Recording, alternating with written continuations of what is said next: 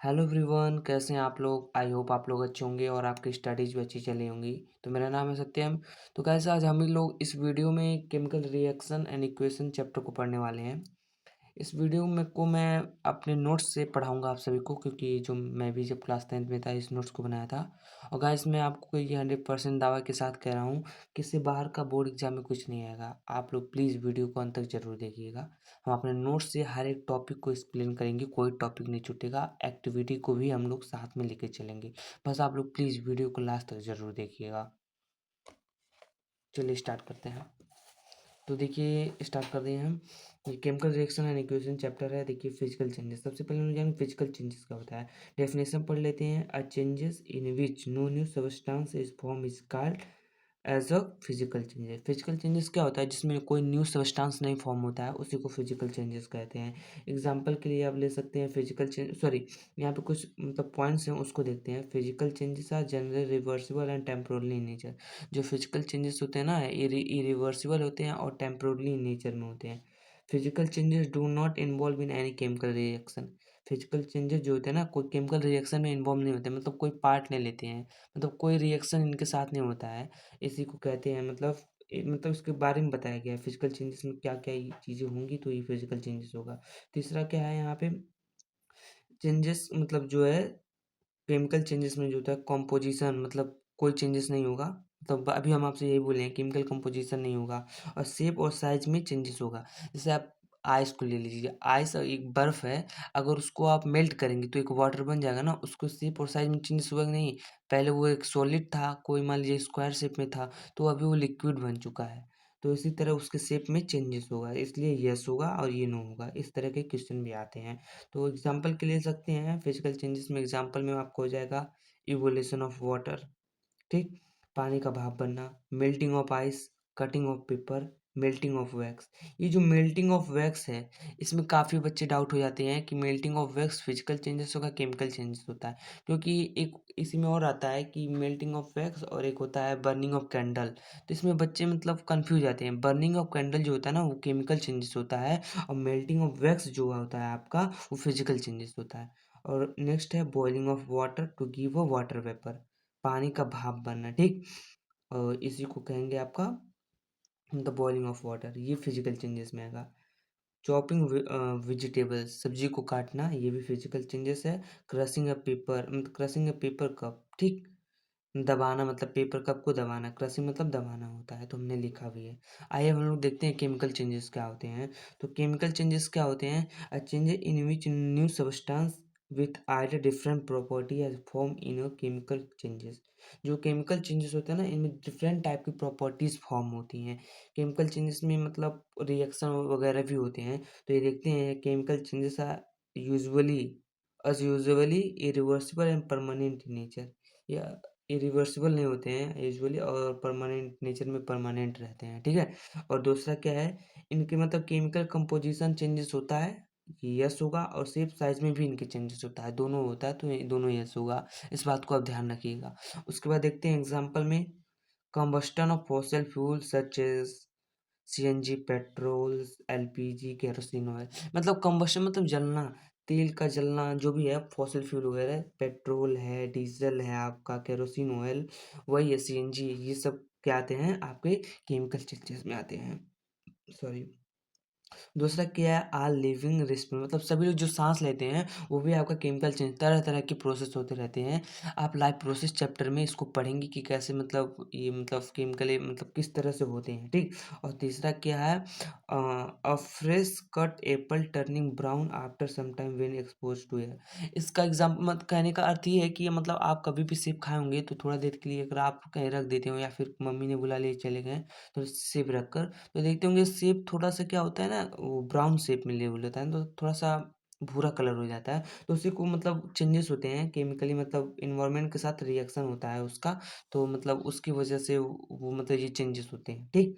तो उसके बाद चौथा एग्जांपल क्या है, फूड बीइंग कुक्ड, मतलब खाना को जो पकाना है वो भी आपका केमिकल चेंजेस में ही आएगा। और इसके बाद पांचवा क्या है, food getting digested in our body, जो अपने बॉडी हम लोग की बॉडी में जो फूड डाइजेस्ट होगा वो बहुत सारे प्रोसेस से होकर गुजरता है, ये भी केमिकल चेंजेस में ही आपका आएगा। उसके बाद milk turning sour when the left at room temperature in summer. गर्मी के टाइम आप देखते होंगे दूध बहुत जल्दी फट जाता है, मतलब खट्टा खट्टा वो दूध फट जाता है इसकी वजह से, क्योंकि मतलब गर्मी में जो रहता है ना टेम्परेचर ज़्यादा रहता है, जिसकी वजह से रिएक्शन करके इन मोमेंट से ये मतलब दूध खट्टा खट्टा हो जाता है, मतलब पियोगे तो आपको पता चलेगा कि दूध फट चुका है, खट्टा लग रहा है, ठीक है। और नेक्स्ट एग्जांपल है iron article rust when expose to moist air from a long time.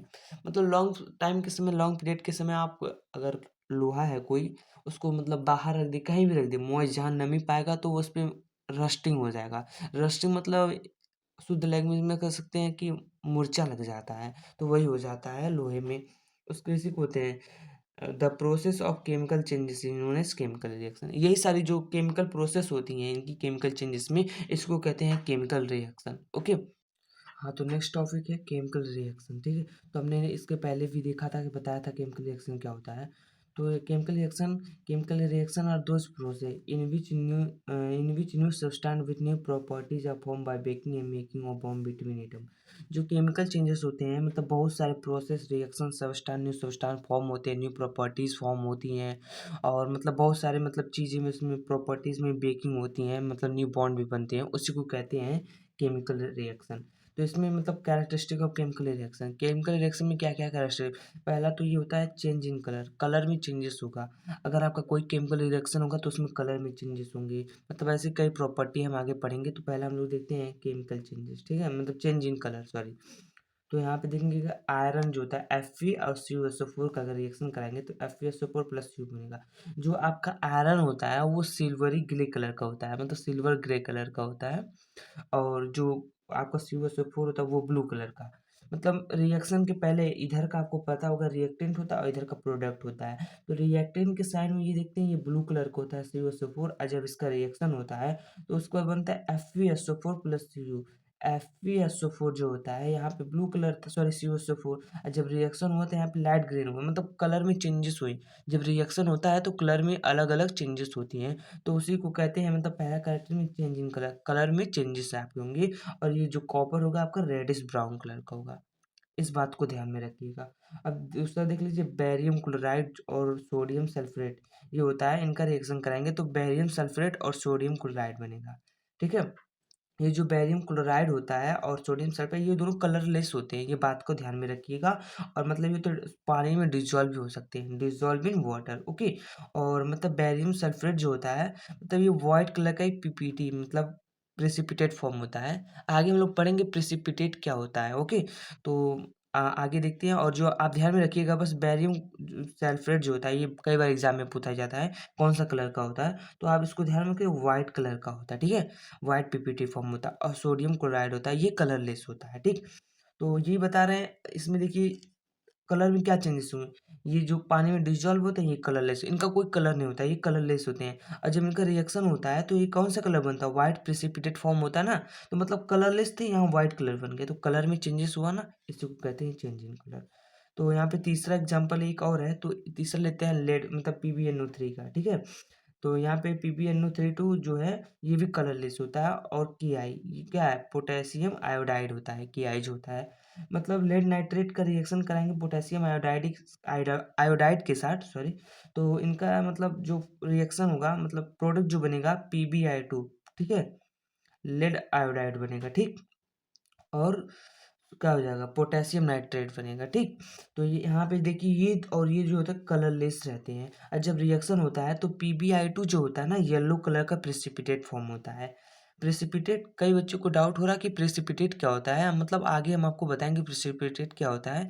अभी आप लोग बस समझिए ध्यान में रखिए कि PbI2 जो होता है येलो कलर का होता है, और 2KNO3 का फॉर्मेशन होता है, ठीक, बस इतना ध्यान में रखिएगा। तो आगे हम लोग देखते हैं चेंज इन प्रेसिपिटेट, ठीक है। प्रेसिपिटेट क्या होता है गाइस, हम प्रेसिपिटेट अभी थोड़ा सा बता देते हैं प्रेसिपिटेट क्या होता है। अब जैसे कि आप कोई भी रिएक्शन करवा रहे हैं, मतलब कोई रिएक्शन के दौरान कोई चीज़ ऐसा होता है जो इनसॉल्यूबल होता है, मतलब कोई कुछ कुछ मतलब कुछ चीज़ होता है सॉल्यूबल भी होते हैं, कुछ इनसॉल्यूबल है। जो भी चीज़ नीचे बसता है वो रिएक्शन के दौरान, जैसे ये आपका ये है बीकर है, ठीक। तो इन रिएक्शन के दौरान यहाँ छोटा-छोटा जो भी कुछ बनता है तो वही उसी को कहते हैं प्रेसिपिटेट का फॉर्मेशन, मतलब वही प्रेसिपिटेट बनता है, ठीक।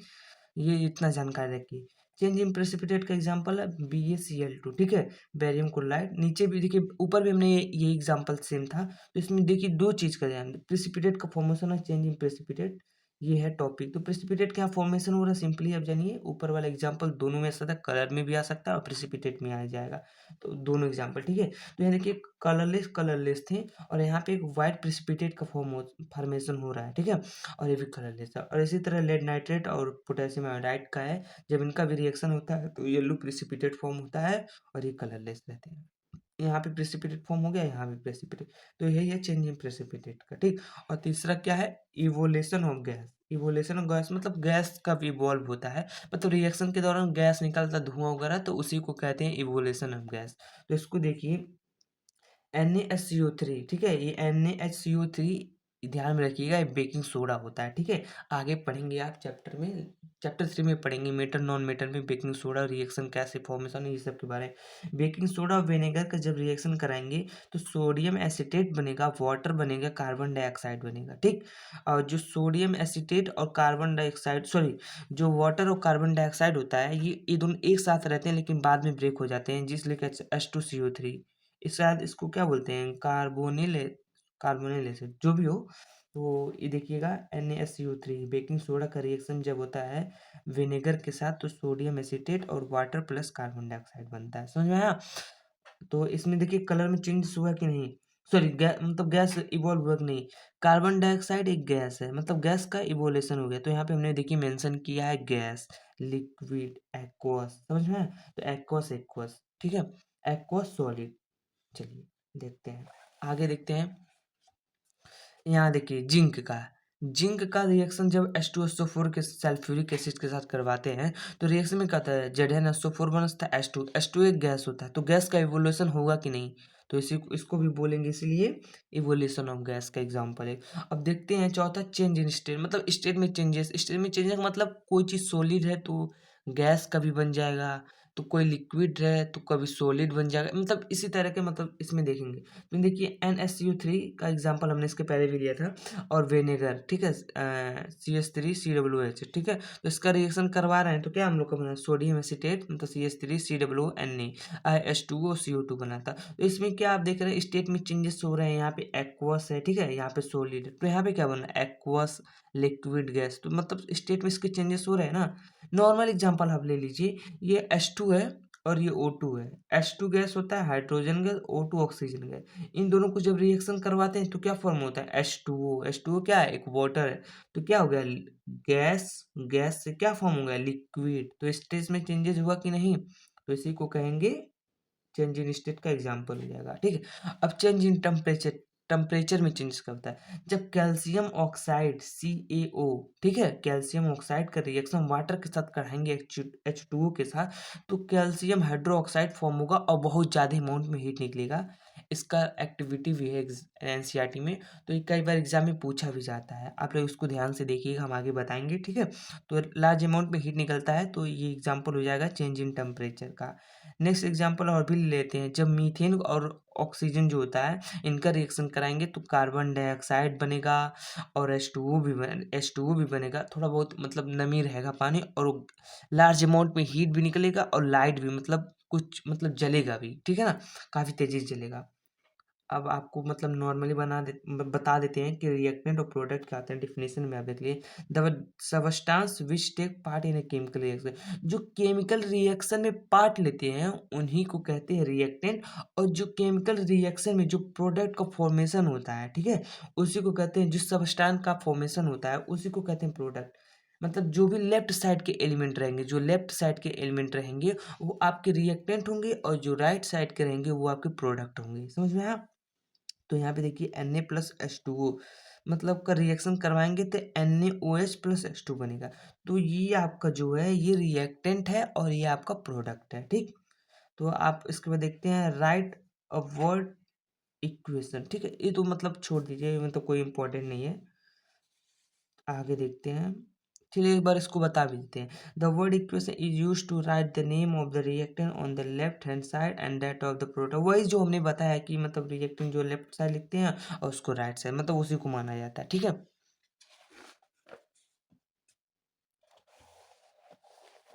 ओके, तो यहाँ पे हम आ चुके हैं राइटिंग अ सिंबल इक्वेशन। तो उसी का वही मतलब पार्ट है, मतलब सिंबल में कैसे लिखेंगे, कोई सी मैग्नीशियम MEGNESIयम मैग्नीशियम जो भी लिखा हुआ है तो उसको मतलब जो है उसको मतलब सिंबल फॉर्म में लिखना। जैसे मैग्नीशियम का Mg हो जाएगा, सोडियम का Na हो जाएगा, तो वही मतलब इसमें लिखना बताया गया है टोटल। तो इसको हम रेड करने आप कर लीजिएगा रेड, और मैं आपको बता रहा हूँ मैग्नीशियम ऑक्सीजन जो है इस तरह से होता है, और मैग्नीशियम ऑक्साइड, ठीक है।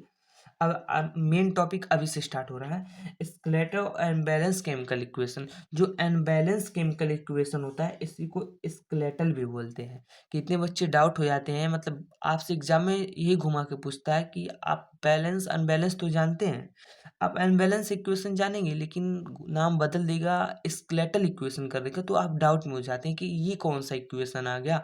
तो इसमें बच्चे डाउट, तो इसको आप ध्यान से देखिए, स्केलेटल इक्वेशन क्या होता है।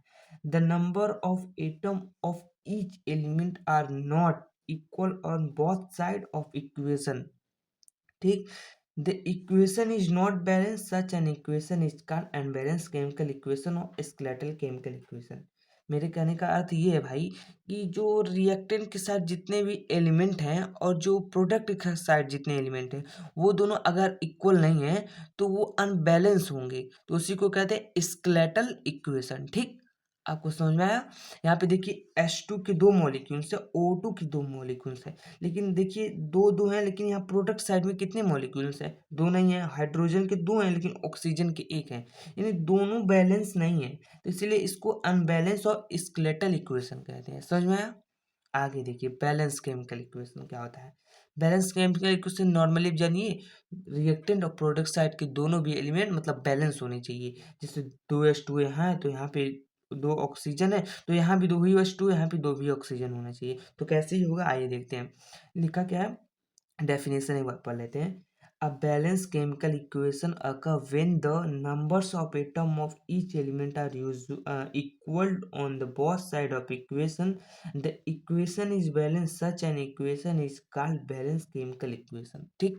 तो इसी को कहेंगे बैलेंस केमिकल इक्वेशन, ओके। तो यहाँ पे देखिए हाइड्रोजन कितने हैं आपके, दो पहले हैं, दो दो चार हो गए, चार हाइड्रोजन हो गए, दो ऑक्सीजन, तो दो एकम दो दूनी चार, चार हाइड्रोजन दो एकम दो, दो ऑक्सीजन। तो ये देखिए बैलेंस इक्वेशन। तो यही मैं कह रहा हूँ LHS में जितने भी रिएक्टेंट साइड में LHS और RHS में जितने भी प्रोडक्ट साइड में जितने भी एलिमेंट हैं, जितने भी एटम वगैरह हैं, वो मतलब बैलेंस रहनी चाहिए, तो इसी को कहेंगे बैलेंस केमिकल इक्वेशन। समझ में आया। नेक्स्ट टॉपिक है हम बैलेंस क्यों करते हैं, मतलब केमिकल इक्वेशन को हमें बैलेंस क्यों करना है, मतलब जरूरी क्यों है। तो आइए जानते हैं why do we need to balance a chemical equation, ठीक।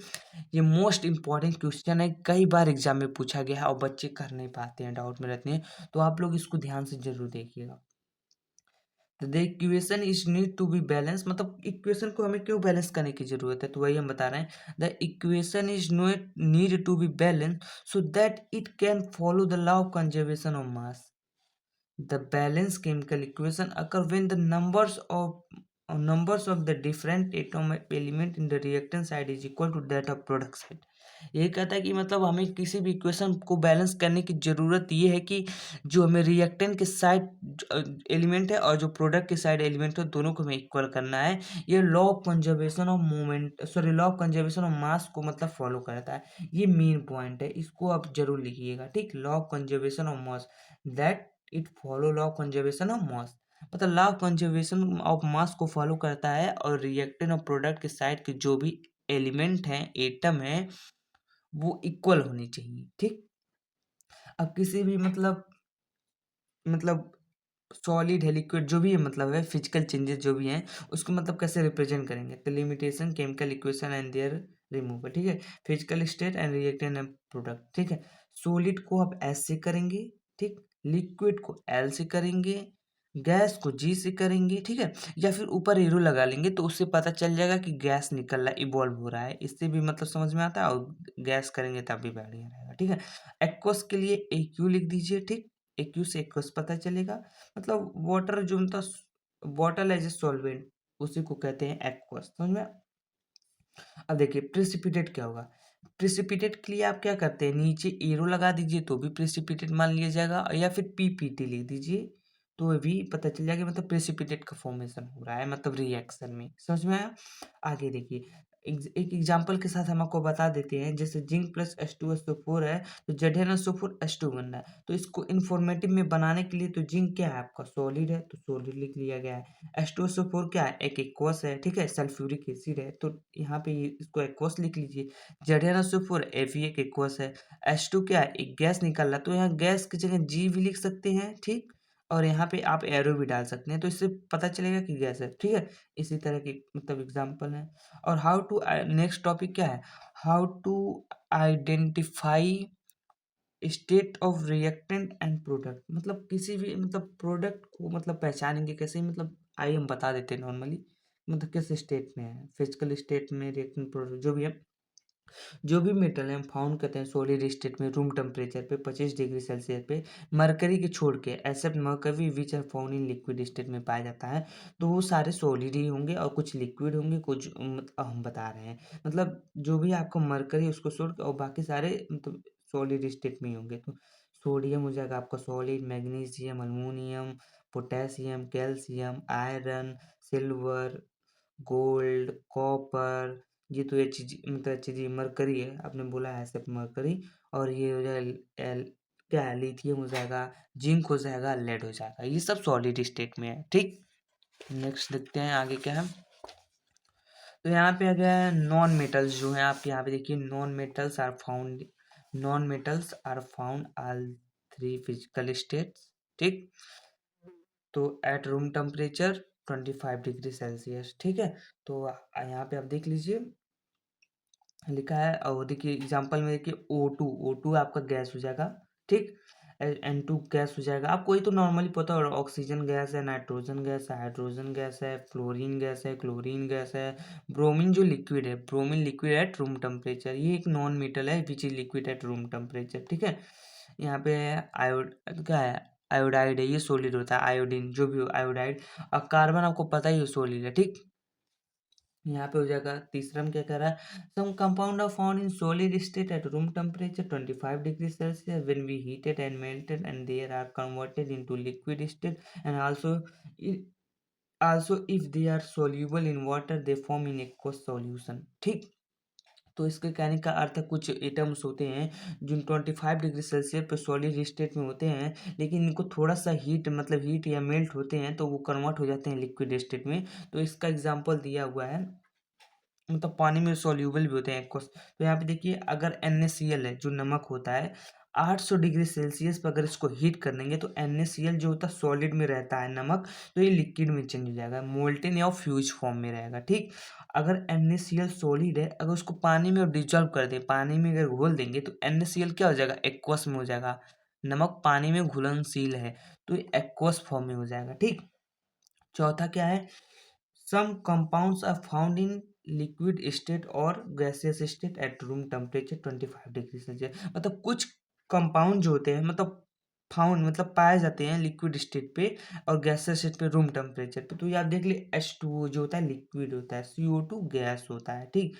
NH3 अमोनियम गैस होता है, ठीक है ना। ये अमोनियम गैस मतलब काफी बार आपने सुना होगा सॉरी, ठीक है। SO2, ठीक है, सल्फर डाइऑक्साइड, ठीक है, ये भी एक गैस है। H2S, ठीक है, या हाइड्रोजन सल्फाइड है। अब एक बात को ध्यान रखिए, वाटर जो होता है H2 गैस में भी हो सकता है, ठीक है। वाटर वेपर जो होता है, स्टीम, आप पानी को गर्म करेंगे तो भाप बन के जाएगा, तो वाटर जो है आपका गैसेस स्टेट में भी हो सकता है। और H2O आपको सॉलिड स्टेट में, कैसे, जब आइस होगा, अगर आप पानी को आप कर देंगे, फ्रीज कर देंगे तो वो आइस बन जाएगा ना, तो उसी को कहेंगे सॉलिड स्टेट में, आइस के फॉर्म में रहेगा, ठीक। और जो वाटर है लिक्विड में रहेगा आपका, वाटर नॉर्मली जो आप ड्रिंक करते हैं, ठीक।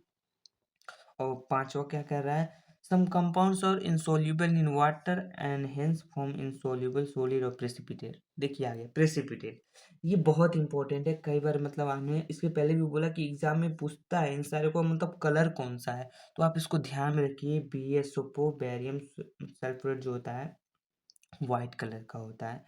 PbI2 लेड आयोडाइड जो होता है येलो कलर का होता है। CaCO3 calcium carbonate white colour का होता है। AgCl सिल्वर क्लोराइड जो होता है वाइट कलर का होता है।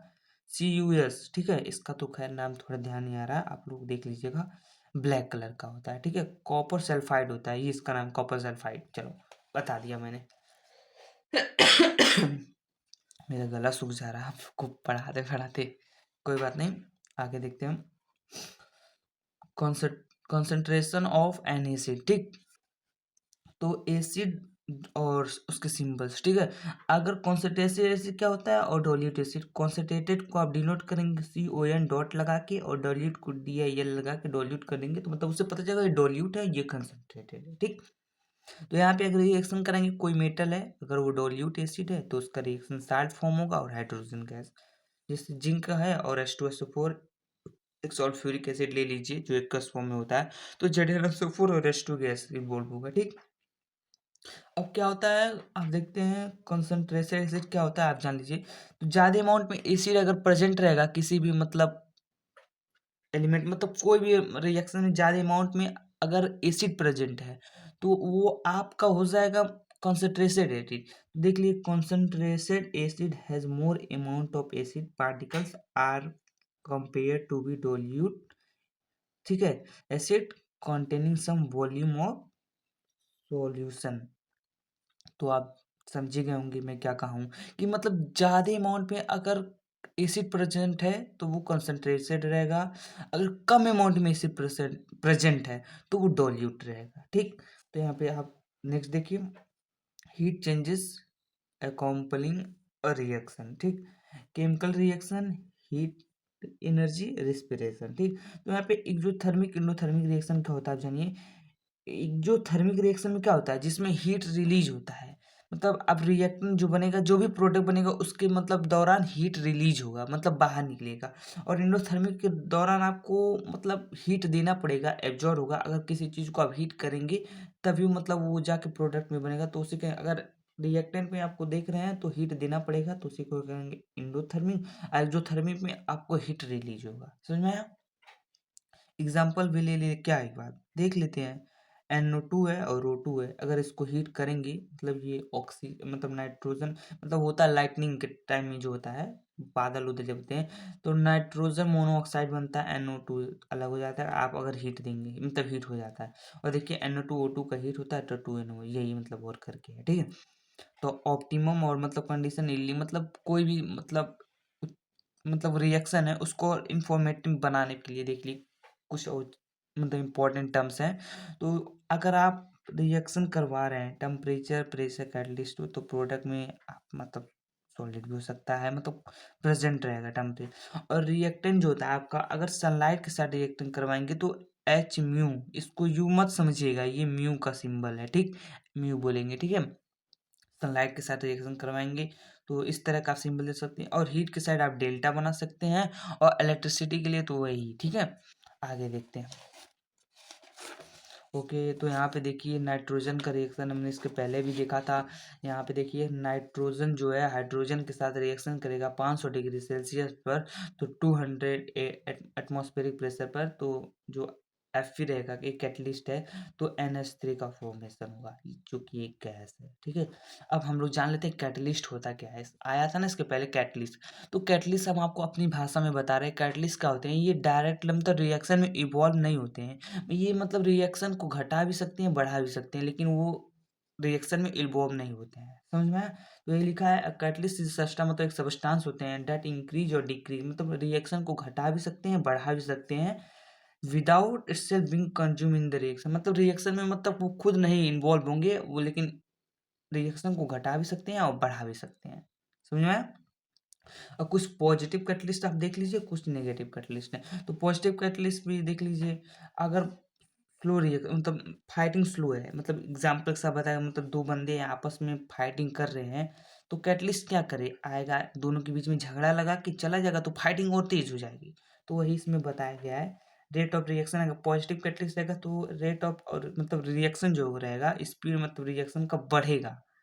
पॉजिटिव कैटलिस्ट को तो रिएक्शन मतलब बढ़ेगा, और निगेटिव कैटलिस्ट अगर रहेंगे तो रिएक्शन डिक्रीज होगा, समझ में आया। मतलब यहाँ पे ये फाइटिंग कर रहे हैं, मतलब कोई आया मतलब इन थोड़ा छुड़ा उड़ा दिया, तो मतलब ये स्लो हो गया फाइटिंग। तो इससे मतलब निगेटिव जो कैटलिस्ट होते हैं मतलब वो रिएक्शन को डिक्रीज करते हैं। तो एग्जांपल में देख लिए, फॉर्मेशन ऑफ अमोनिया जो होता है आपका पॉजिटिव कैटलिस्ट होता है, ठीक है। तो अमोनिया क्या होता है NH3, जो भी है NH3, ऊपर भी हमने इसके पहले बताया आपको। नाइट्रोजन और हाइड्रोजन का रिएक्शन होता है तो NH3 का फॉर्मेशन होता है। ये आपको पॉजिटिव कैटलिस्ट है और यहाँ पे भी है पॉजिटिव कैटलिस्ट। आप देख लेगा। अब देखते हैं डिकम्पोजिशन ऑफ हाइड्रोजन परऑक्साइड। ये एक मतलब उनका फॉस्फोरिक एसिड, ठीक है, ये निगेटिव कैटलिस्ट में आपका हो जाएगा। ठीक है, एग्जाम्पल देने के लिए हमने किया था। अब आते हैं इधर एक्जोथर्मिक रिएक्शन क्या होता है। एक्जोथर्मिक रिएक्शन मतलब वहाँ पे ऊपर ऊपर हमने बताया। अब यहाँ डिटेल में हम लोग पढ़ेंगे कि एक्जोथर्मिक रिएक्शन मेनली होता क्या है। तो यहाँ पे reaction is called exothermic when heat is given out during the reaction is such case. मतलब मैंने इसके पहले भी आपको कहा कि मतलब रिएक्शन के दौरान जब हीट बाहर निकलता है तो उसी को कहते हैं एक्जोथर्मिक रिएक्शन। तो आप एग्जांपल में देख लीजिए, the temperature of the surrounding is मतलब इन केस में क्या होता है, अगर एक्जोथर्मिक रहता तो सराउंडिंग का जो टेम्परेचर रहेगा वो इंक्रीज हो जाएगा, बढ़ जाएगा। ठीक है, तो यहाँ देख लिया burning of natural gas. Natural gas जो मतलब बर्न होता है, जो मीथेन होता है और ऑक्सीजन का रिएक्शन होता है तो कार्बन डाइऑक्साइड वाटर का मतलब फॉर्मेशन होता है और हीट और मतलब लाइटिंग मतलब जलता उलता है। ठीक है, तो हीट भी निकलता है। तो यही एक मतलब रिएक्शन में जब हुआ तो हीट का मतलब निकला ना, हीट यहाँ पे मतलब गिवन आउटसाइड, तो इसी को कहेंगे एक एग्जांपल हो जाएगा एक्सोथर्मिक का। दूसरा एग्जांपल है when hydrogen combine with oxygen to form water. जब हाइड्रोजन ऑक्सीजन का फॉर्मेशन भी होता है तब भी हीट निकलता है। ठीक है, यहाँ पे एक छोटा सा रेड में लिखा हो burning of coke in air to form a carbon dioxide. मतलब कार्बन और ऑक्सीजन का जब रिएक्शन होता है ना तो कार्बन डाइऑक्साइड बनता है तो इसमें भी हीट निकलता है। तो ये काफ़ी एग्जाम्पल मतलब लर्न कर लीजिए आप लोग। तो क्योंकि एग्जाम में पूछता है, अगर लर्न रहेगा तो आप लोग मतलब एग्जाम में कर ले जाएंगे। तो देखते हैं नेक्स्ट वाला, reaction of zinc with dilute sulphuric acid. Zinc का रिएक्शन और सल्फ्यूरिक एसिड के साथ करवाएंगे डाइल्यूट सल्फ्यूरिक एसिड तो ZnSO4H2O बनेगा और हीट में निकलेगा। ठीक है, और उसके बाद next decomposition of vegetable matter into compost is called exothermic reaction.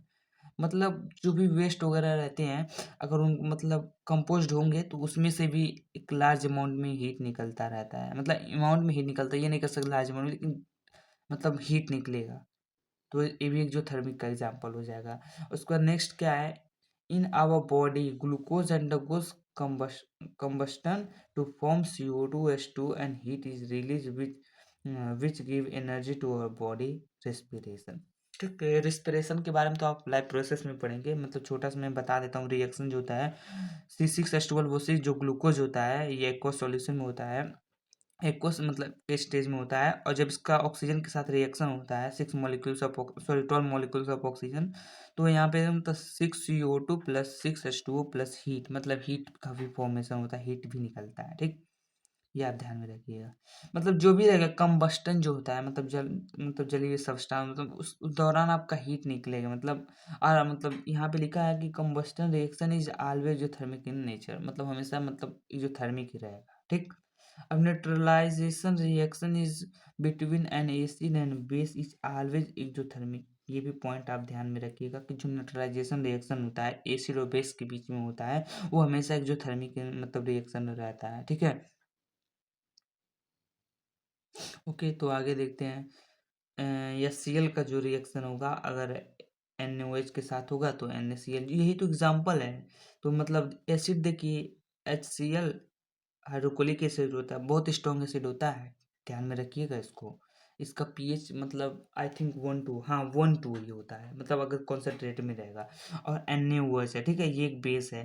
तो इनका जब रिएक्शन होता है तो हमने बोला साल्ट फॉर्म होता है, वाटर फॉर्म होता है। ठीक है, तो यहाँ पे देखिए NaCl और H2O बना, ठीक है, और हीट निकलता है ये। ठीक, तो यहाँ पे लिखा डिकम्पोजिशन ऑफ वेजिटेबल। इसके पहले भी हमने बताया मतलब जो भी वेजिटेबल है वो कंपोस्ट होगा तो वो आपका मतलब एक्सोथर्मिक में है। अब आते हैं देखते हैं इंडोथर्मिक रिएक्शन क्या होता है। इंडोथर्मिक रिएक्शन में क्या होता है, a reaction of is said to be endothermic when heat is absorb. मतलब हीट जब देना पड़ता है absorb during the reaction in such के मतलब जो टेम्परेचर होता है सराउंडिंग का जो टेम्परेचर वो डिक्रीज होता है।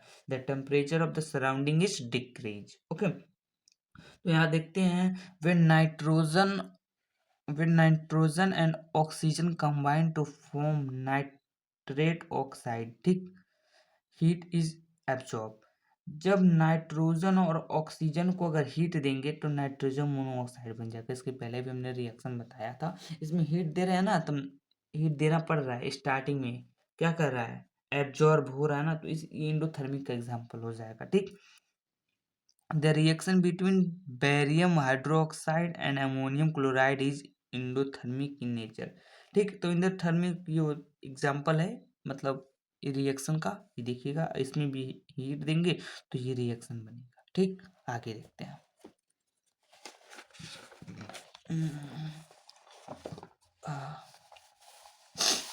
तो यहाँ पे देखिए, the reaction between hot Coke and steam. तो जो रहेगा रिएक्शन होगा हॉट कोक का और स्टीम का, तो इन दौरान इंडोथर्मिक रिएक्शन होगा, H2O मतलब फॉर्म होगा। ठीक है, तो यहाँ पे देखिए कोक जो होता है कार्बन को कहते हैं, और H2O जो रहेगा स्टीम। ठीक है, तो इनका जब हीट करोगे तो यहाँ पे वाटर गैस जो भी है फॉर्म होगा, इनको अलग अलग होता है। H2 होगा, CO होगा, मतलब कार्बन मोनोऑक्साइड। तो ये होता है H2, और ये उधर चल जाता है तो ये वाटर और गैस, इसलिए इसका नाम वाटर गैस पड़ा है। अब डिकम्पोजिशन ऑफ लाइमस्टोन मतलब कैल्शियम कार्बोनेट। इसके पहले हमने बताया था, जब कैल्शियम कार्बोनेट को अगर रिएक्शन करवाएंगे, हीट देंगे, तो कैल्शियम ऑक्साइड बनेगा और कार्बन डाइऑक्साइड बनेगा। इसमें हीट दे रहे हैं तब ये ब्रेक डाउन हो रहा है इन दोनों पीस में। तो मतलब इसका एक्टिविटी भी है, आप इसको समझ लीजिए, बार हम बता दे रहे हैं। ठीक है, अभी आगे बताएंगे इसको। आप बस इतना ध्यान रखिए कि मतलब कैल्शियम ऑक्साइड बनता है, CO2 बनता है, मतलब हीट जब देते हैं। ठीक है, अब फोटोसेंसिस का एक रिएक्शन है। एक चीज आप ध्यान रखिए, क्यूक लाइम जो होता है ना, मतलब सीमेंट फैक्ट्री में इसका ज्यादा यूज होता है। मतलब कई बार पूछता है कि what is the use of quick lime, और मतलब बर्नट लाइम इसको बोलते हैं। ठीक है, क्यूक लाइम को, तो इसका यूज कहाँ होता है, तो सीमेंट फैक्ट्री में इसका ज़्यादा यूज होता है। ठीक है, फोटोसिंथेसिस का रिएक्शन देख लीजिए, 6CO2 प्लस 6H2O का रिएक्शन सनलाइट के प्रेजेंस में करवाएंगे। अगर सनलाइट क्या होता है, एक हीट ही होता है ना, हीट जब देंगे तो क्या ग्लूकोज बनेगा, 6 6H12 वो 6 एक्वस बनेगा, CO2 बनेगा। ठीक है, हीट दे रहे हैं ना, सनलाइट रिएक्शन के पहले हीट दे रहे हैं तब ये फॉर्मेशन हो रहा है, तो ये भी आपका एंडोथर्मिक में आ जाएगा। ठीक है, तो अब देखते हैं types of chemical reaction. Chemical reaction तो मेनली 5 टाइप के होते हैं, लेकिन इसमें इसी में तो इंक्लूड हो भी हो जाता है एंडोथर्मिक जियोथर्मिक भी। तो आइए देखते हैं, मेनली 5 ही टाइप के हैं। तो आपका एंडोथर्मिक और जियोथर्मिक तो हमने कंप्लीट ही करवा दिया है। तो कम्बिनेशन रिएक्शन को एक और नाम से जानते हैं, सिंथेटिक रिएक्शन और इट्स टाइप। ठीक है, सिंथेटिक रिएक्शन भी बोलते हैं। तो इसमें क्या होता है, जब दो एलिमेंट मिलके, मतलब कई तरह के एलिमेंट के पास, पहले एक नीचे देख लीजिए यहाँ पे, और कर लेते हैं। यहाँ पे combination of two element element का होता है, मतलब एलिमेंट कंपाउंड का होता है, अब कंपाउंड कंपाउंड का होता है, फिर एलिमेंट और कंपाउंड का होता है। ठीक है, जब रिएक्शन दो लोग का होगा, ए सपोज एक एलिमेंट ए है और एक एलिमेंट है, जब इन दोनों का रिएक्शन होगा तो एक मतलब सबस्टेंस फॉर्म होगा, मतलब एक कंपाउंड जो फॉर्म होगा उसी को कहेंगे कॉम्बिनेशन रिएक्शन। मतलब यहाँ पे क्या डेफिनेशन देखते हैं, a chemical reaction in which two और मोर एलिमेंट और कंपाउंड। वही बोले कि कोई दो एलिमेंट या दो कंपाउंड मिलके एक मतलब सिंगल कंपाउंड का फॉर्मेशन करते हैं, मतलब सिंगल प्रोडक्ट बनाते हैं, तो उसी को कहेंगे कॉम्बिनेशन रिएक्शन। समझ में आया? तो यहाँ पे देखिए, मतलब 3 तरह के होते हैं रिएक्शन इसमें होते हैं। तो पहले 2 एलिमेंट मिल जाएंगे, फॉर्म कंपाउंड बनेगा, फिर 2 कंपाउंड मिलके कंपाउंड बनाएंगे, फिर 2 एलिमेंट मतलब 1 एलिमेंट और 1 कंपाउंड मिलके कंपाउंड बनाएंगे। ठीक है, आइए देखते हैं एग्जांपल। पहले एलिमेंट एलिमेंट का देखते हैं, 2 एलिमेंट का। जब नाइट्रोजन और मतलब नाइट्रोजन गैस और हाइड्रोजन गैस का रिएक्शन होगा तो NH3 बनेगा। ठीक है, और हीट भी निकलेगा। ठीक, मतलब इसको कहेंगे कॉम्बिनेशन रिएक्शन का एग्जांपल हो रहा है। मतलब यहाँ पे एक एलिमेंट मिलके मतलब एक कंपाउंड का फॉर्मेशन कर रहे हैं। इसी तरह यहाँ पे एक एलिमेंट मिलके है कंपाउंड का फॉर्म कर रहे हैं, H2+Cl, मतलब H2+Cl। तो क्या कर रहे हैं, HCl बन रहा है। ठीक है, कार्बन और ऑक्सीजन का रिएक्शन हो रहा है तो एक कंपाउंड बन रहा है कार्बन डाइऑक्साइड। हाइड्रोजन और ऑक्सीजन का रिएक्शन हो रहा है तो एक वाटर का फॉर्मेशन हो रहा है कंपाउंड का। इसी तरह आगे एग्जांपल है बर्निंग ऑफ मैग्नीशियम रिबन। ये रिएक्शन एक्टिविटी में बहुत ज़्यादा इंपॉर्टेंट है, इससे ज़्यादा कोई इंपॉर्टेंट ही नहीं है, समझ लो बहुत इंपॉर्टेंट है। सब कुछ इंपॉर्टेंट है लेकिन ये बहुत इंपॉर्टेंट है, आप देख लेना, ये भी हम बताएंगे। ये हमने अलग से पेज लगा लिया है, 1 मिनट। हाँ, इसको साइड कर लेते हैं, ठीक। तो यहाँ पे देखिए ये सब एग्जाम्पल जो भी थे वो कॉम्बिनेशन रिएक्शन के थे, और मैं जो मैग्नीशियम रिबन बताने वाला हूँ ये भी सीखा है, मतलब एलिमेंट एलिमेंट का है। तो यहाँ पे देख लीजिए ये एक मैग्नीशियम रिबन है, ठीक। इसके ऊपर मतलब ऐसे मतलब थोड़ा-सा मतलब जलाया जब जाता है तो ये देखिए मैग्नीशियम ऑक्साइड का एक लेयर भी बना हुआ है, और ये ऑक्सीजन है, ठीक है? तो आप पहले समझिए मतलब जो रिएक्शन है इसको देखिए। मैग्नीशियम का रिएक्शन जो ऑक्सीजन का मैग्नीशियम ऑक्साइड बनता है, ठीक है? और हीट भी निकलता है और लाइट भी, मतलब वो जलता भी है, ठीक है? व्हाइट कलर का पाउडर भी बन जाए, जब काफ़ी ज़्यादा अमाउंट में अगर हीट देंगे तो व्हाइट पाउडर बन जाएगा। ये एक्ज़ोथर्मिक रिएक्शन है, इसको ध्यान में रखिएगा। देखिए एक व्हाइट व्हाइट डेज़लिंग, ठीक है? व्हाइट डेज़लिंग लाइट का फॉर्मेशन होता है। अब कभी-कभी होता है मैग्नीशियम रिबन को जब मतलब मैग्नीशियम रिबन जब भी आप जलाएँगे उसको पहले सैंड पेपर से आप रब करके जलाएँगे तभी वो येलो होगा। मतलब इसलिए पूछा था why we need to be rub magnesium ribbon before burning, मतलब आप मतलब बिफोर बर्निंग, हाँ ठीक। मैग्नीशियम मतलब react with oxygen and present of air to form a layer of magnesium oxide on its surface, hence it is clear to be sand paper. मतलब जब magnesium ribbon जो रहता है ना ऑक्सीजन के प्रेजेंस में रहते हुए मैग्नीशियम लेवल अपने लेयर पर एक ऑक्सीजन का मतलब लेयर चढ़ा लेता है, ऑक्साइड बना लेता है, जिसके पहले मतलब उसको रब कर देंगे तो वो साफ़ हो जाएगा, ठीक है? तो उस लेयर चढ़ जाता है, ठीक है? उसको हटाने के लिए मतलब हम लोग रब करते हैं, समझ में आया? जैसे हम लोग क्या करते हैं कि मुर्चा-वुर्चा लग जाता है तो वो आता है कि मुर्जा छुड़ाने वाला जो भी है हम लोग की गाँव की लैंग्वेज में, तो उसको छुड़ा के फिर पेंट करते हैं। तो इसी तरह ये भी है, मतलब उसको रब करके उसको छुड़ा देते हैं, फिर उसके बाद रिएक्शन करवाते हैं। समझ में आया? तो आप देखिएगा मैग्नीशियम का रिएक्शन ऑक्सीजन के साथ होता है, तो मैग्नीशियम ऑक्साइड बनता है, हीट और लाइट बनता है। अगर आप ज़्यादा अमाउंट मतलब ज़्यादा हीट दे देंगे तो वो मैग्नीशियम व्हाइट पाउडर बन जाएगा, और जो थर्मिक रिएक्शन होता है क्योंकि हीट मतलब रिलीज़ होता है, तो ये जो थर्मिक रिएक्शन हो जाएगा, ठीक है? और ये व्हाइट डेज़लिंग लाइट का फॉर्मेशन होगा, ठीक है? नॉर्मली अगर रिएक्शन करवाएँगे तो पाउडर का फॉर्मेशन नहीं होगा, ठीक है? अब यहाँ पे देखिए मतलब जब भी हम लोग बिल्डिंग-विल्डिंग देखिए करवाते होंगे तो सब चश्मा-वश्मा लगाएँ। तो यहाँ लिखा हुआ है मैग्नीशियम रिबन को जब भी आप बर्न करेंगे तो अपने आँखों पे मतलब प्रोटेक्ट करना पड़ता है। तो why it is advised to wear eye protection the burning of magnesium ribbon. तो मैग्नीशियम रिबन को बर्न करने के लिए मतलब अपने आप को प्रोटेक्ट करना बहुत ज़रूरी है। मतलब क्यों प्रोटेक्ट किया जाता है? तो मैग्नीशियम रिबन जो होता है ना, फिर मैग्नीशियम मतलब वो बहुत रिएक्टिव मतलब बहुत ज़्यादा अमाउंट में लाइट निकलता है। अगर वो आप डायरेक्टली आँखों पे पड़ेगा ना, तो आपका मतलब आँख जो रहेगा बहुत पेन भी करेगा, और मतलब आपको दिखाई भी नहीं देगा। ऐसे-ऐसे मतलब लॉन्ग टाइम होता जाएगा ना, तो आप परमानेंटली आपकी आँखों पे ज़्यादा इफ़ेक्ट पड़ेगा, जिससे आपको दिखाई नहीं देगा, आप अंधे हो जाएँगे। ठीक है?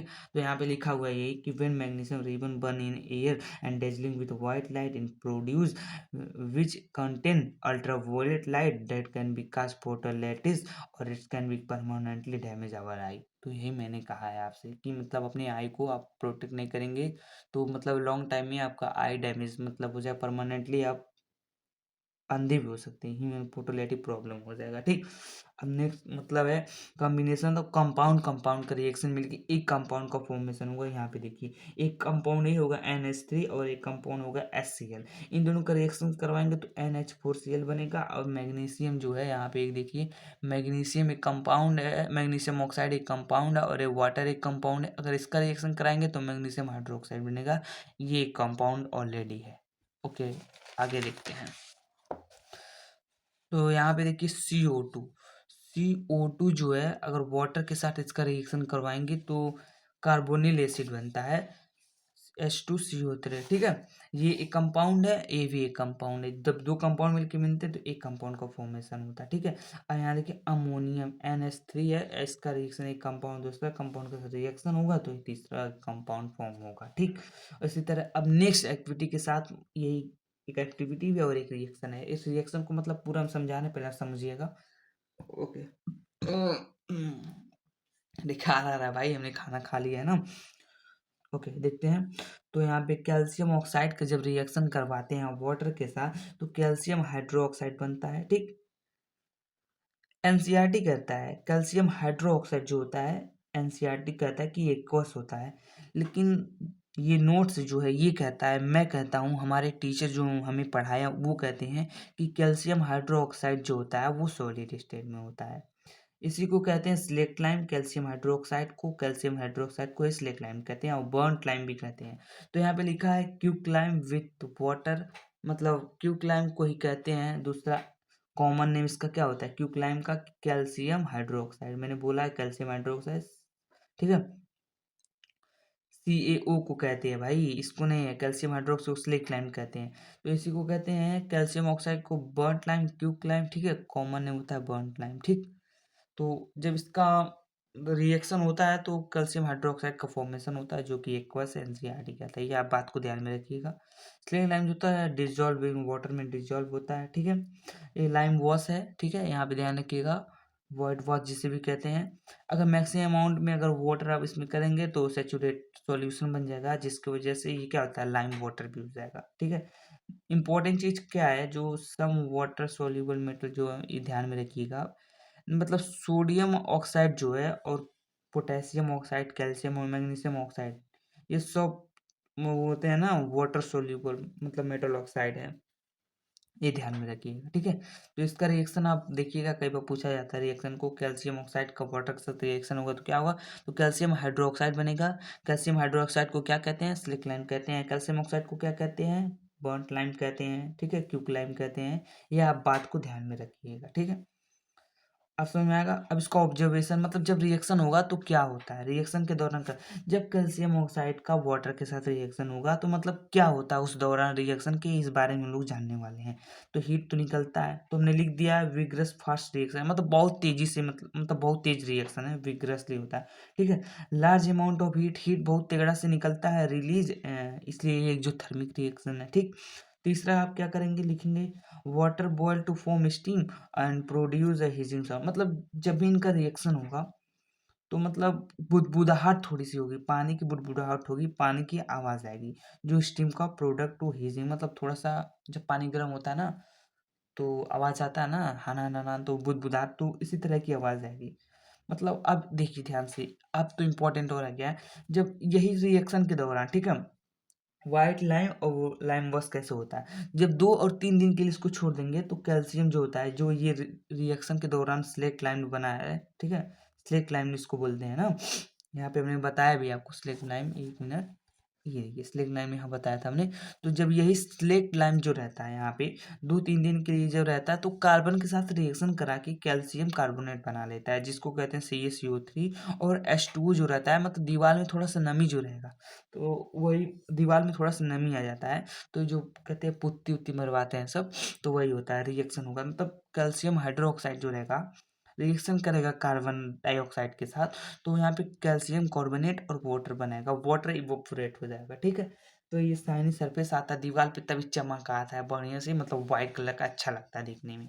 और कैल्शियम जो कार्बोनेट कार्बोनेट होता है, वो मतलब केमिकल नेम इसका क्या होता है, ये लिखा हुआ है कैल्शियम कार्बोनेट, CaCO3 को बोलते हैं, ठीक है। और यहाँ पे देख रहे हो उसका कॉमन नेम कुछ और है, कुछ लोग कैल्शियम कार्बोनेट को मार्बल बोलते हैं, कुछ लोग लाइम स्टोन बोलते हैं। चाक जो होता है वो भी लाइम स्टोन, मतलब चाक जो भी रहता है वो भी कैल्शियम कार्बोनेट का बनता है। और जो एग सेल होता है, जो मतलब वो होता है चिड़ियों का, मतलब अंडा उंडा जो रहता है वो एग सेल, मतलब जो बाहर का लेयर होता है व्हाइट वाइट, वो भी कैल्शियम कार्बोनेट का ही रहता है, ठीक है। अब देखिए क्वेश्चन है, ये are all combination reaction are exothermic, ये मतलब सभी जो कॉम्बिनेशन रिएक्शन है एक्सोथर्मिक है। तो आपका आंसर क्या होना चाहिए, गलत। ये क्यों गलत है, ये भी रीजन बताया जा रहा है, देखिए not all combination reaction exothermic, they can be, मतलब they can be endothermic too, मतलब इंडोथर्मिक भी है, इसलिए नॉट हमने कर दिया है, यहाँ पे कॉमा रहेगा, ठीक। क्यों है, देख जब नाइट्रोजन का रिएक्शन ऑक्सीजन के साथ करते हैं तो हीट देना पड़ता है, तभी जाके वो नाइट्रोजन मोनोऑक्साइड बनता है, ठीक है। The above reaction take place when the heat energy is provide through the lighting, मतलब हीट देना पड़ता है। तो ये भी कॉम्बिनेशन रिएक्शन होगा ना, 2 एलिमेंट मिलके कंपाउंड का फॉर्मेशन करते हैं, ये कॉम्बिनेशन रिएक्शन है, सॉरी।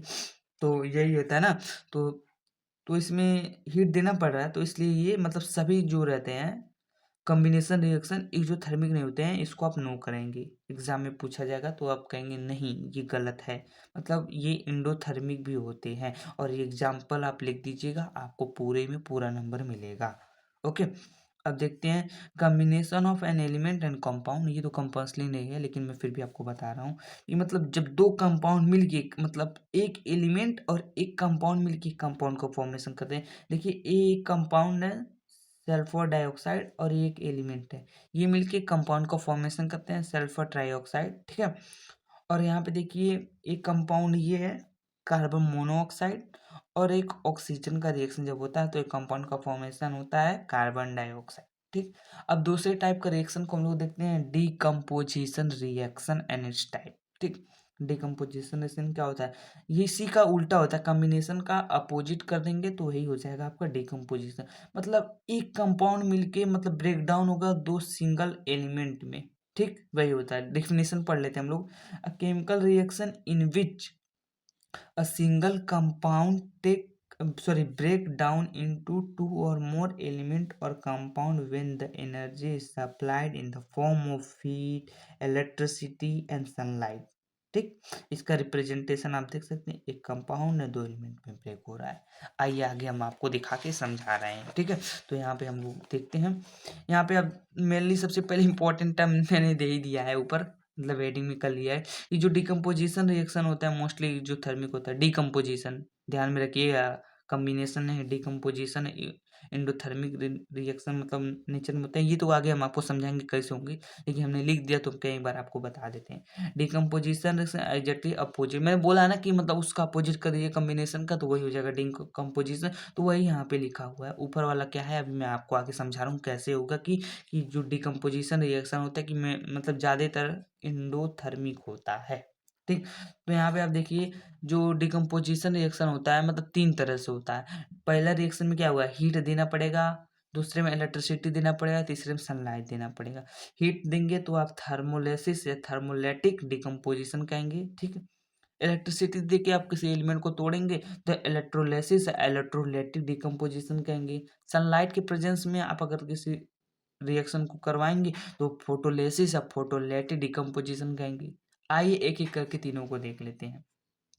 थर्मोलिसिस थर्मोलैटिक डिकम्पोजिशन, तो इसमें क्या होता है, decomposition which is done by heating, we call it thermal decomposition. जब किसी चीज को हम लोग हीट देते हैं तो टूटता है तो उसी को कहते हैं थर्मल या थर्मोलैटिक डिकम्पोजिशन।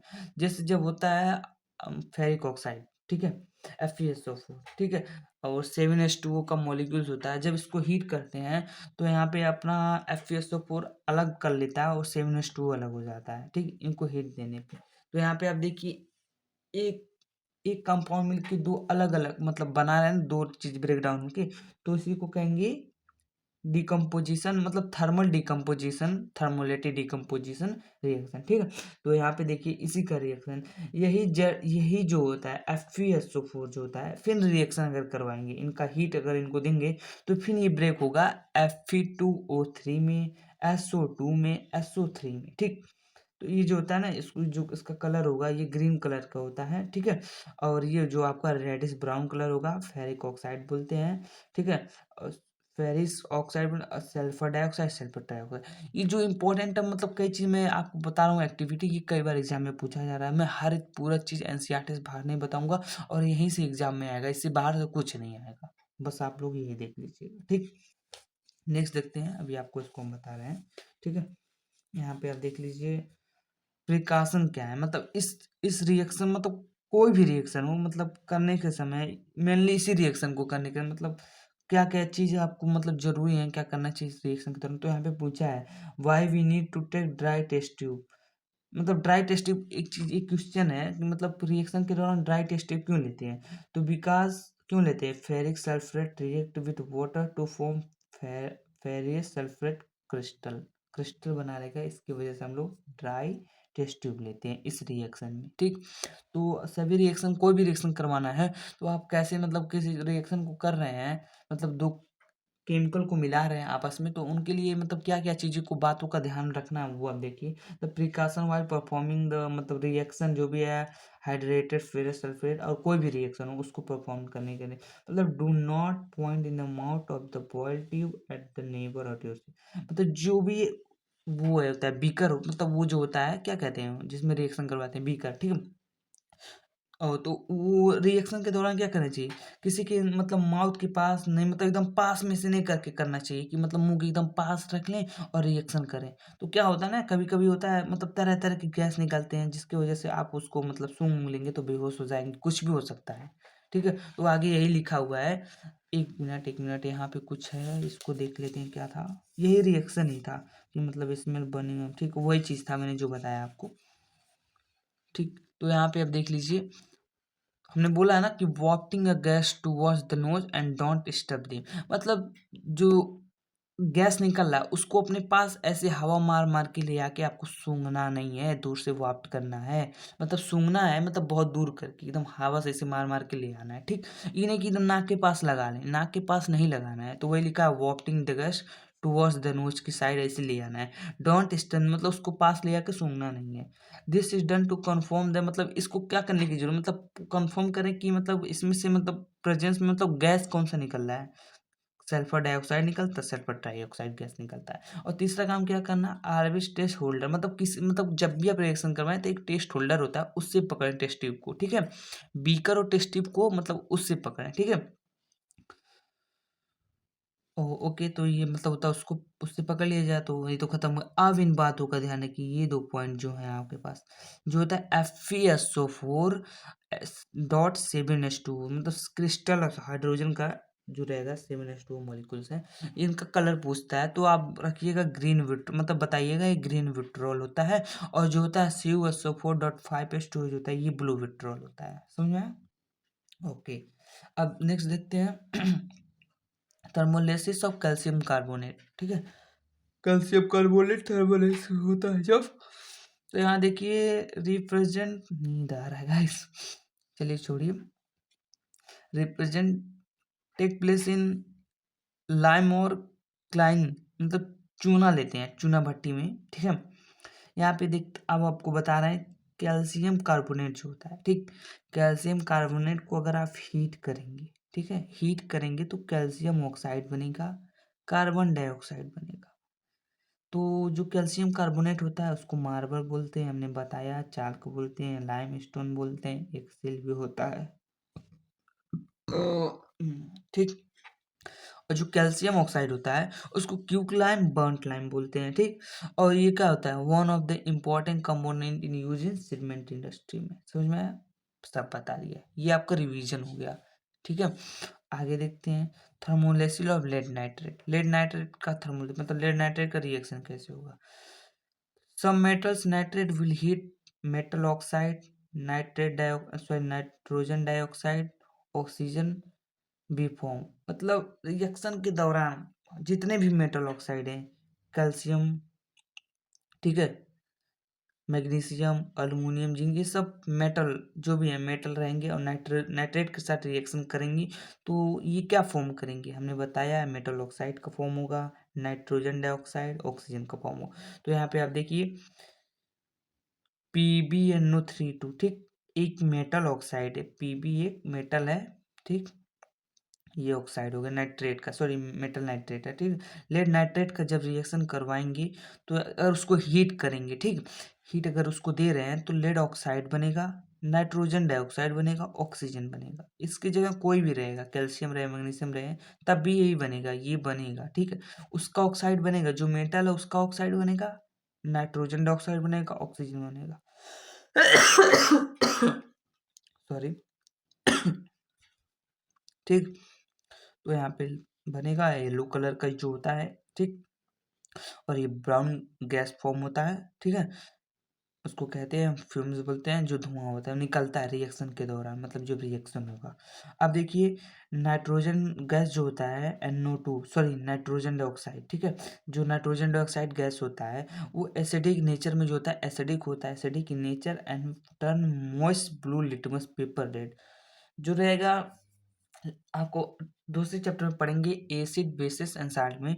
तो वहाँ पे आप जानेंगे लिटमस पेपर क्या होता है। तो वही हम बता रहे हैं, जो लिटमस पेपर होता है, अगर कोई चीज़ एसिड है तो ब्लू लिटमस पेपर जो रहेगा, अगर एसिड उस पर पड़ेगा तो ब्लू को रेड में टर्न कर देगा। ठीक है, तो ये लिखा है कि वो मतलब नेचर में होता है, एसिडिक होता है नेचर में, और ब्लू लिटमस पेपर को रेड में कन्वर्ट करता है। ठीक, और दूसरा चीज़ का है thermal decomposition and exothermic reaction. ठीक है, ये होता है थर्मल डिकम्पोजिशन और एंडोथर्मिक रिएक्शन होता है। ठीक, ओके, तो अब देखते हैं नेक्स्ट। तो यहाँ पे देखिए ऑब्जर्वेशन, जब रिएक्शन ये होता है तो क्या होता है, मतलब एक क्रैकिंग साउंड, मतलब खनखनाहट मतलब अजीब-सी थोड़ा-सा आवाज़ आती है, मतलब सुनने को मिलता है, मतलब जब ये रिएक्शन होता है, लेड नाइट्रेट का in this process known as decrepitation. इस रिएक्शन के दौरान जो भी साउंड उत्पन्न होता है उसी को डेकरेप्शन बोलते हैं, ठीक? ब्राउन फ्यूम्स निकलते हैं ऑफ नाइट्रोजन का, मतलब वो ब्राउन कलर का जो धुआँ निकलता है, ठीक है? और उसके बाद क्या होता है, इवॉल्व, ठीक है? मतलब धुआँ निकलता है वही हो रहा है, ठीक है? अ येलो रेसिड्यू मतलब of a lead oxide is left behind the test tube. मतलब रेसिड्यू क्या होता है आप जानिए, मतलब कोई सब्सटेंस जब रिएक्शन के दौरान बचा होता है, देखो लिखा है भी anything left after the reaction, तो उसी को बोलते हैं रेसिड्यू। मतलब येलो कलर का कुछ सब्सटेंस मतलब लेड ऑक्साइड के मतलब नीचे थोड़ा सा बिहाइंड पीछे देखने के लिए आपको मिलेंगे, ठीक? कुछ एक्स्ट्रा ज्ञान है आप ले लीजिए। जो लेड ऑक्साइड रहेगा अगर गर्म है, ठीक है? मतलब लेड ऑक्साइड जो होता है जब गर्म रहेगा, ठीक? जब गर्म रहेगा तो वो ब्राउन कलर का होगा, ठीक? अगर वो जब ठंडा रहेगा व्हेन कोल्ड इज तो येलो कलर रहेगा, ठीक? ध्यान में रखिएगा। अब देखते हैं क्या होता है थर्मोलिसिस ऑफ कॉपर नाइट्रेट। अब कॉपर नाइट्रेट है, ठीक है? ये भी एक डिकम्पोजिशन रिएक्शन है और इस एक्टिविटी भी है, ठीक? इसको ध्यान से देखिए हम बता रहे हैं, ठीक? जब मेटल नाइट्रेट ये भी है, ठीक? मेटल ऑक्साइड बनेगा, नाइट्रोजन डाइऑक्साइड बनेगा, ऑक्सीजन बनेगा। तो ये मेटल नाइट्रेट जो भी है कॉपर है, ले लिया गया है, कॉपर नाइट्रेट का रिएक्शन करवाएंगे, अगर उसको हीट देंगे तो कॉपर ऑक्साइड बनेगा जो कि ब्लैक कलर होता है, और नाइट्रोजन डाइऑक्साइड बनेगा और ऑक्सीजन बनेगा, ठीक? ये रिएक्शन हुआ है, ठीक? अब क्या होला इलेक्ट्रोलिसिस एंड इलेक्ट्रोलाइटिक डिकम्पोजिशन, ठीक है? अब दूसरा उसी का पढ़ने जा रहे हैं डिकम्पोजिशन का। पहला तो हमने देख लिया थर्मोलाइटिक डिकम्पोजिशन, अब इलेक्ट्रोलाइटिक का इलेक्ट्रोलाइसिस डिकम्पोजिशन को देखने जा रहे हैं। तो decomposition which is done bye electricity, जो इलेक्ट्रिसिटी देके किसी सब्सटेंस को अगर केमिकल रिएक्शन करवाया जा रहा है, उसको तोड़ा जा रहा है, ब्रेक डाउन किया जा रहा है, तो उसी रिएक्शन को कहेंगे इलेक्ट्रोलाइसिस डिकम्पोजिशन, ठीक? इलेक्ट्रोलाइटिक डिकम्पोजिशन ऑफ वाटर, ठीक?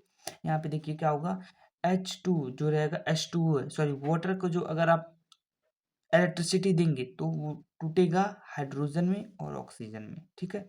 हाइड्रोजन में मतलब ये रेशियो है 2:1 में होता है। ये एक्टिविटी भी हम आपको बता रहे हैं कि मतलब एक ये रिएक्शन होता है मग लेके करते हैं उसमें, तो मतलब जो रेशियो रहेगा मतलब ऑक्सीजन का जो रहेगा ये मतलब जो रहेगा वॉल्यूम 1 होगा, और आपका जो हाइड्रोजन है उसका वॉल्यूम 2 होता है, ठीक है? तो यही होता है इसमें, ये लिखा है। तो लिखा गया है कुछ क्वेश्चन है, मतलब जब ये रिएक्शन परफॉर्म किया जाता है उसके लिए कुछ क्वेश्चन दिया हुआ है।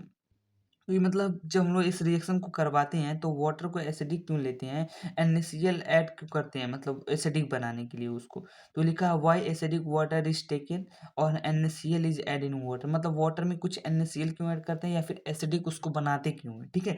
तो ये वाटर मतलब ionisation to to our tin is tin given as plus and OH ion in order to make water in a good conductor, मतलब जो भी है वाटर जो होता है मतलब वाटर में आयन होता है H प्लस और OH, ठीक है?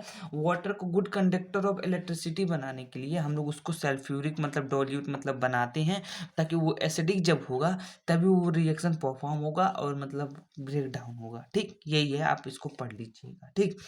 अब देखते हैं आगे। देखिए ये आप एग्जाम्पल मतलब ये देखिए आप मग कैसे वाला, ठीक? ये एक मग ले लिए हमने, ठीक? मग में ये 2 पोल लगा दिए और इसमें पानी डाल दिए। ये आपका एक ये ले लीजिए, आपका ये कैथोड हो जाएगा, ये एनोड है। एनोड जो पॉजिटिव होता है, ये कैथोड नेगेटिव। एक स्विच से कनेक्ट कर दिए 6 वोल्टेज के बैटरी से, ठीक? और ये आपका हाइड्रोजन ही है, सॉरी एक पुली है और एक पुली है, ठीक है? आप देखिए ये टेस्ट ट्यूब है, ये वाटर है और एक रबर ये नीचे लगा दीजिए, ठीक है? ये ग्रेफाइट का है, मतलब ग्रेफाइट का रॉड है, ठीक है? आप ध्यान से देखिएगा। जब इस रिएक्शन को परफॉर्म किया जा रहा है, जब 6 वोल्ट की बैटरी के मतलब इसको इलेक्ट्रिसिटी दी जा रही है, तो ये मतलब क्या फॉर्म हो रहा है कि दो एक रेशियो में एक वॉल्यूम में जो होता है आपका मतलब जो भी है, तो उसमें मतलब वॉल्यूम जो है 1 का रेशियो 1 इसमें 2 का, तो वही 2:1 होता है। हाइड्रोजन 2 होता है, इससे डबल होता है, ठीक है? तो ये लिखा हुआ है। तो यहाँ पे देखिए जो भी हाइड्रोजन का रहेगा 2:1 रहेगा। अब मतलब किसी भी रिएक्शन में परफॉर्म मतलब हाइड्रोजन गैस को कैसे पहचानेंगे, तो ये अभी आगे पूछा जाएगा, ठीक? तो आइए यहाँ से देखते हैं। क्वेश्चन दूसरा क्या है, what will happen if the burning candle is born, ठीक है? अब हम बता रहे हैं यहाँ पे देखिए जब रिएक्शन हुआ है तो यहाँ पे 2 गैस जब निकले हैं, तो आप गैस को पहचानने के लिए, जैसे हाइड्रोजन गैस निकल रहा है तो उसको पहचानने के लिए क्या करेंगे, तो यहाँ पे बताया गया है, अगर जब हाइड्रोजन गैस निकल रहा है तो वहाँ पे एक मोमबत्ती आप लोग लेके जाइए वहाँ पे, ठीक है। अगर मोमबत्ती वहाँ पे लेके जाएंगे, ठीक है, कैंडल जो रहेगा तो उसको बुझा देगा और एक पॉप साउंड से आवाज आएगा, ठीक। तो यहीं पे लिखा हुआ है burning candle near the hydrogen के पास जब ले जाएंगे, हाइड्रोजन गैस अगर निकलेगा तो उसके पास अगर ले जाएंगे तो पॉप साउंड से मतलब आवाज आएगा और कैंडल को बुझा देगा। कंबस्टन मतलब वो जो होता है हाइड्रोजन जो होता है कंबस्टिबल होता है, बट सपोर्ट नहीं करता जलाने में कंबस्टन को, ठीक।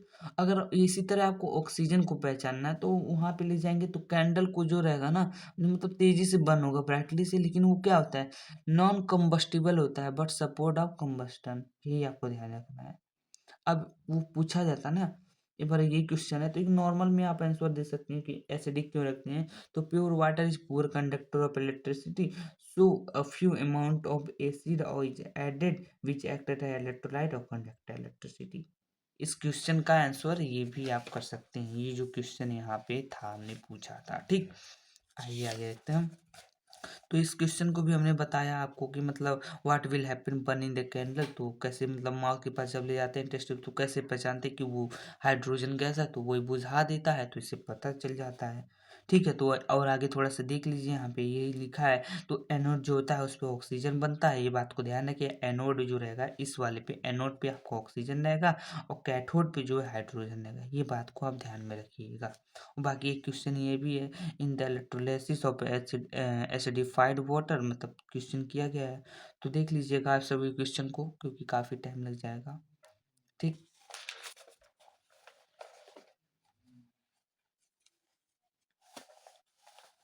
अब आते हैं हम लोग फोटोलिसिस और फोटोलिटिक डिकम्पोजिशन में। तो फोटोलिसिस में क्या होता है, मेनली सनलाइट की प्रेजेंस में आप किसी रिएक्शन को करवा रहे हैं, ब्रेक डाउन करवा रहे हैं किसी मतलब रिएक्शन को, तो वही होता है फोटोलिसिस और फोटोलिटिक डिकम्पोजिशन। तो यहाँ पे देख लीजिए definition, decomposition which is done with the heat, मतलब with the help of light energy which can be photolytic decomposition, मतलब सनलाइट के प्रेजेंस में जो भी है मतलब आपको दिया जाता है फोटो, तो उसी को कहते हैं लाइट के प्रेजेंस में, सनलाइट के प्रेजेंस में डिकम्पोजिशन किया जाता है, तोड़ा जाता है, तो उसी को कहते हैं photolysis decomposition reaction, okay. Photolysis of silver chloride और सिल्वर ब्रोमाइड क्या होता है, आप ध्यान से देखिए। जब सिल्वर क्लोराइड और ब्रोमाइड जो भी रिएक्शन है इसमें, जब सिल्वर क्लोराइड को आप सनलाइट के प्रेजेंस में रखेंगे तो सिल्वर अलग होगा, क्लोरीन अलग होगा, ठीक। तो सिल्वर जो होता है आपका ग्रे कलर का होता है, पहले तो ये व्हाइट कलर का होगा, ये ध्यान में रखिएगा, और ये हो जाएगा आपका अलग, ठीक है, ये ग्रीनिश येलो कलर का होता है, ठीक। इसी तरह जब सिल्वर ब्रोमाइड को रखेंगे तो जब हीट के प्रेजेंस में रखें मतलब सनलाइट में अगर रख देंगे तो ये मतलब सिल्वर अलग होगा, ब्रोमाइड अलग हो जाएगा, ये ग्रे कलर का होगा, ये येलो होता है और ये रेड ब्राउन होता है, ठीक है। अब ध्यान रखिएगा ये दोनों रिएक्शन जो होता है ना, मतलब इन दोनों का यूज रहता है, मतलब किस चीज में यूज करते हैं, तो ब्लैक एंड व्हाइट फोटोग्राफी में इसका यूज रहता है, ठीक है। इस बात को आप ध्यान रखिएगा। एक क्वेश्चन किया जाता है कि इस चीज़ में कि मतलब जो अभी चीज़ रहता है इनको मतलब सिल्वर क्लोराइड ब्रोमाइड रहता है उसको ब्लैक शीशी में रखा जाता है, क्यों रखा जाता है ना, ताकि वो सूरज के साथ मतलब सूर्य की जो लाइट है उसके साथ रिएक्शन ना करें, इसलिए उनको ब्लैक शीशी में रखा है। इससे क्वेश्चन किया जाता है, आगे होगा तो मैं आपको बताऊंगा, ठीक है। यहाँ पे लिखा आर यू, मतलब यहाँ पे क्वेश्चन आ गया है, आर डिकम्पोजिशन रिएक्शन एंडोथर्मिक, तो आगे हमने बताया था कैसे होगा। तो यहाँ पे yes, because energy is given, ठीक है, energy is give majorly in form of heat but electricity sorry sunlight और साउंड आर आल्सो कंसिडर, ठीक। तो मतलब एक्जोथर्मिक ही हो मतलब इंडोथर्मिक होगा, क्योंकि मतलब हर एक रिएक्शन में आपको मतलब हीट देना पड़ रहा है, मतलब यहाँ पे इवॉल्व मतलब निकल नहीं रहा है, एब्जॉर्ब मतलब नहीं हो रहा है, ठीक है। यहाँ पे देना पड़ मतलब एब्जॉर्ब मतलब देना पड़ रहा है, ठीक है। तो यहाँ पे आप देखेंगे कि इलेक्ट्रिसिटी के दौरान किसी मतलब सब्सटेंस को ब्रेक किया जा रहा है, सनलाइट के दौरान मतलब ब्रेक कर दिया जा रहा है, इलेक्ट्रिसिटी के दौरान, सनलाइट के दौरान, हीट के दौरान, ये सब की वजह से हो रहा है। अब आते हैं डिस्प्लेसमेंट रिएक्शन में। डिस्प्लेसमेंट रिएक्शन एंड इस टाइप को देखते हैं, ठीक है। सबसे पहले आप डिस्प्लेसमेंट रिएक्शन क्या होता है, जो एक मोर रिएक्टिव एलिमेंट रहेगा, जो एक ताकतवर बंदा रहेगा एक कमजोर बंदे को हटा के उसका जगह ले लेगा। ये आप बात को ध्यान रखिए, उसी को कहेंगे डिस्प्लेसमेंट रिएक्शन होता है। जो एक एलिमेंट अगर ज़्यादा रिएक्टिव, ये देखिए क्वेश्चन आ गया, एक मिनट बता रहे हैं। यहाँ बोला गया वाई या silver chloride silver bromide kept in dark bottle, मतलब वही काले कलर की बोतल डार्क बॉटल में क्यों रखते हैं? सिल्वर ब्रोमाइड और silver chloride kept in black और dark bottle because they protect from sunlight, से मतलब बचाने के लिए रखा जाता है। They are highly sensitive to light and decompose with, मतलब टूट जाएगा, ये लिखा हुआ है। इसको आप देख लीजिएगा, ठीक है। इसको हटाएं, एक मिनट, ठीक। अब आते हैं इसका डेफिनेशन देख लीजिए। अ केमिकल रिएक्शन इन विच, ये डिस्प्लेसमेंट का, अ chemical reaction in which a more active और रिएक्टिव एलिमेंट डिस्प्लेस और लेस एक्टिव और रिएक्टिव एलिमेंट फ्रॉम इस कंपाउंड, ठीक। मतलब जो भी मोर रिएक्टिव एलिमेंट होगा लेस रिएक्टिव एलिमेंट को डिस्प्लेस करके उसके प्लेस को ले लेगा और उसके कंपाउंड को ले लेगा, उसी को कहते हैं हम लोग डिस्प्लेसमेंट रिएक्शन, ठीक है। डिस्प्लेसमेंट रिएक्शन उसी को कहेंगे, ठीक है। उसके टाइप्स को देख लिए। टाइप्स ऑफ डिस्प्लेसमेंट रिएक्शन कौन से होते हैं, ठीक है। Metal metal displacement reaction, metal non metal displacement reaction, non metal displacement. तो इसमें हम लोग जो भी पढ़ने वाले हैं, मतलब ये कंपल्सरी नहीं है कि मतलब मीटर में, बस हमें पढ़ना है कि मतलब डिस्प्लेसमेंट रिएक्शन क्या होता है। तो सबसे पहले डिस्प्लेसमेंट रिएक्शन से पहले आप रिएक्टिविटी सीरीज आप देख लीजिए। तो रिएक्टिविटी सीरीज में जो भी ऊपर के एलिमेंट होते हैं वो ज़्यादा रिएक्टिव होते हैं, जो बीच में होते हैं वो कम रिएक्टिव होते हैं, और जो नीचे होते हैं बहुत लेस रिएक्टिव होते हैं। तो आप देख लीजिए, potassium, sodium, calcium, magnesium, aluminium, zinc, iron, nickel, tin, hydrogen, copper, mercury, silver, और इधर देख लीजिए गोल्ड, प्लेटिनम, ठीक। इस तरह से होता है। आगे देखते हैं। तो यहाँ पे आ गया मेटल मेटल डिस्प्लेसमेंट रिएक्शन, ठीक। कॉपर का रिएक्शन अगर आप करवाएंगे फेरस ऑक्साइड फेरस FeSO4 के साथ, ठीक है, आयरन सल्फेट के साथ, ठीक है। तो यहाँ पे रिएक्शन ही नहीं होगा। क्यों नहीं होगा? क्योंकि आप देखेंगे कॉपर जो ज़्यादा रिएक्टिव है आयरन से। अभी हमने यहाँ बताया आपको, इसके लिए ना रिएक्टिविटी सीरीज लर्न करना पड़ेगा, क्योंकि मैंने इसके पहले बोला कॉपर जो है रिएक्टिविटी सीरीज में आयरन से ऊपर है। तो जो ऊपर के एलिमेंट होते हैं ज़्यादा रिएक्टिव होंगे, और जो कम नीचे होंगे वो कम रिएक्टिव होंगे। तो इसलिए इसको डिस्प्लेस नहीं कर पाएगा।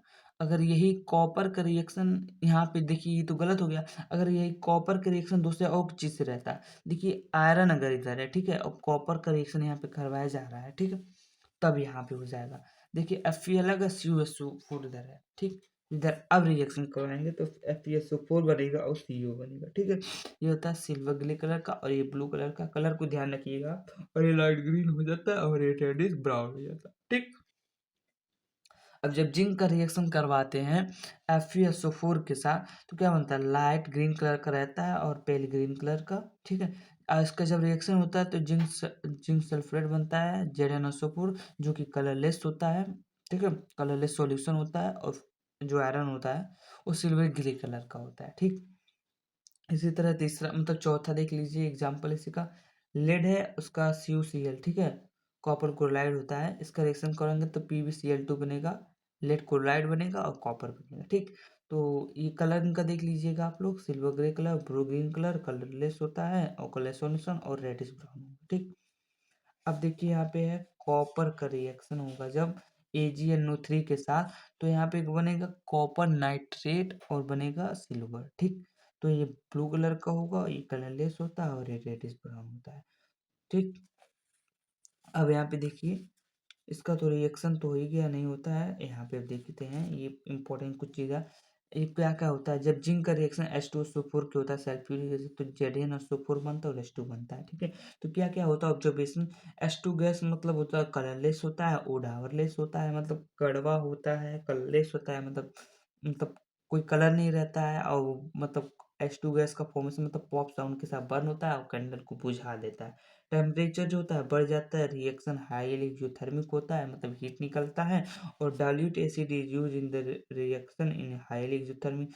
अगर डाइल्यूट एसिड का यूज करेंगे तब भी रिएक्शन हाईली एक्सोथर्मिक है। एंड कंसंट्रेशन के साथ करा देंगे ना तो भाई बहुत डेंजरस है, लिखा हुआ है डेंजरस रिएक्शन हो जाएगा, मतलब आग उग पूरा लग जाएगा, इतना खतरनाक होता है। मतलब आपका कॉन्सेंट्रेशन H2SO4 मतलब सल्फ्यूरिक एसिड और ISCl रहा तो भैया और भी खतरनाक है। तो आप लोग भी बच के रहिएगा। मतलब इसको घर में मतलब नहीं करते हैं रिएक्शन ये सबका। तो इधर क्वेश्चन है उसी चीज़ पे, तो थोड़ा भी बता रहे हैं, पहले इधर देखिए आप। ऑब्जर्वेशन मतलब एक क्वेश्चन है, ऑब्जर्व जिंक डोल्यूट मतलब होता है observation of the reaction between zinc and dilute HCl in displace मतलब क्यों नहीं करता, ठीक है। तो ये लिखा हुआ, आप इसको पढ़ लीजिएगा। और यहाँ पे भी कुछ क्वेश्चंस हैं इंपॉर्टेंस जो भी हैं, आप लोग एक बार देख लेंगे तो बढ़िया रहेगा, आपके लिए ये फायदा होगा, ठीक। तो यहाँ देखते हैं हम लोग डबल डिस्प्लेसमेंट अब क्या होता है। यही होता है, लगता है डिस्प्लेसमेंट में एक सिंगल रहता है, तो यहाँ पे दो लोग रहते हैं, दो अगर मजबूत लोग हैं तो दोनों लोग को मतलब डिस्प्लेस करके उनका जगह ले लेंगे। डबल डिस्प्लेसमेंट सिर्फ करके two different ion are react to molecules are displace in each other. तो यहाँ इसका डेफिनेशन बात देखते हैं, a chemical reaction in which there is an exchange of ion, मतलब आयन का जो एक्सचेंज होगा मतलब अदली बदला होगा, उसी को कहेंगे डबल डिस्प्लेसमेंट रिएक्शन। कैटायन और एनायन के बीच में ये रिएक्शन होता है, ठीक। तो यहाँ पे आप देख लीजिएगा, types of double displacement reaction में आपका क्या होगा, प्रेसिपिटेशन रिएक्शन होगा। अब आ गया प्रेसिपिटेशन, प्रेसिपिटेट इसी को कहते हैं। प्रेसिपिटेट उस रिएक्शन को कहते हैं और इस प्रोसेस को कर रहा है प्रेसिपिटेशन का। अब हम आपको बताएंगे न्यूट्रलाइजेशन रिएक्शन, हमको पता ही होगा एसिड और बेस के बीच में जो रिएक्शन होगा उसी को न्यूट्रलाइजेशन रिएक्शन कहेंगे। और गैस फॉर्मिंग रिएक्शन, ठीक। आइए देखते हैं डबल डिस्प्लेसमेंट रिएक्शन क्या होता है। अब प्रेसिपिटेट रिएक्शन पहला जान लीजिए, लिखा हुआ है the reaction in which aqueous solution of two ionic compound or a gas and aqueous solution of ionic compound react to form an insoluble solid precipitate, ठीक। इसी रिएक्शन को प्रेसिपिटेट कहेंगे, मतलब जब भी टू आयनिक कंपाउंड्स होते हैं, चाहे गैस हो चाहे को सॉल्यूशन है, ठीक है, रिएक्ट करवा के एक इनसॉल्यूबल सॉलिड को जो फॉर्म करते हैं उसी को कहते हैं प्रेसिपिटेट। जब कोई रिएक्शन के दौरान कोई सॉलिड फॉर्म होगा छोटा सा, तो उसी को कहेंगे प्रेसिपिटेट, और इसी रिएक्शन को कहेंगे प्रेसिपिटेशन रिएक्शन। समझ में आया। अब PbNO3 एक रिएक्शन है, डबल डिस्प्लेसमेंट रिएक्शन में है, कंपाउंड है, एक कंपाउंड KI है। जब इनका मतलब रिएक्शन करवाएंगे तो PbI2 बनेगा और 2KNO3 बनेगा। ये दोनों कलरलेस होते हैं, येलो प्रेसिपिटेट का फॉर्मेशन होगा, कलरलेस होगा, ठीक। अब इसी तरह BaCl2 प्लस Na2SO4 है, ये दोनों कलरलेस होते हैं, एक्वस सॉल्यूशन होते हैं, और जब इनका रिएक्शन करवाएंगे तो BaSO4 बनेगा और 2NaCl बनेगा। ये काफ़ी इंपॉर्टेंट रिएक्शन है, आप लोग एग्जाम में पूछा गया है, ध्यान से देख लीजिएगा। और वाइट प्रेसिपिटेट इसमें फॉर्म हो रहा है, ठीक। अब AgNO3 होता है, ठीक है, इसका रिएक्शन जब करवाते हैं NaCl के साथ तो AgCl और NaNO3 बनते हैं, सोडियम नाइट्रेट, ठीक। तो ये दो होते हैं कलरलेस, और एक वाइट प्रेसिपिटेट का फॉर्मेशन होता है, ठीक। अब एक क्वेश्चन पूछा गया है, can double displacement reaction happen in solid state. क्या double displacement reaction solid state में होगा, तो हाँ होगा, ठीक है। तो इसमें जो भी रीजन है ये आप सब पढ़ लीजिएगा कैसे होगा, ठीक। क्योंकि मतलब जो भी होता है, मतलब इसमें जो आयन होते हैं उनका एक्सचेंज होता है, ठीक है, मतलब सप्लाई होता है इनपुट में, ठीक है, सेकिंग करके मतलब रगड़ के। तो यहाँ पे वही चीज़ लिखा हुआ है, मतलब इस रिएक्शन को हमने जो बताया है काफ़ी इंपॉर्टेंट था कि Na2SO3 का BaCl2 के साथ रिएक्शन तो BaSO4 NaCl बनेगा, ठीक। तो इस रिएक्शन मतलब बहुत इंपॉर्टेंट, तो इसको मैंने अलग से भी थोड़ा सा लिख लिया था।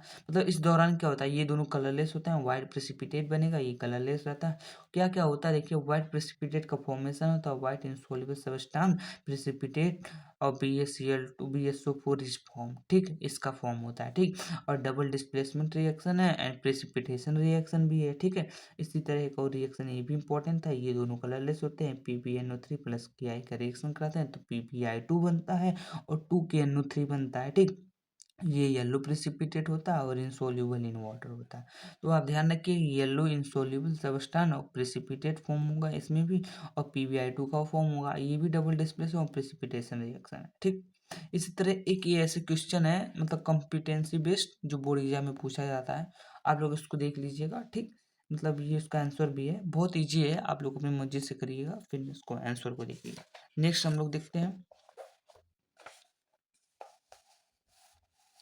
ये तो इम्पोर्टेंट नहीं है, ये रिएक्शन इसको छोड़ रहे हैं, ठीक है, ये नहीं है मतलब इम्पोर्टेंट, छोड़ो इसको।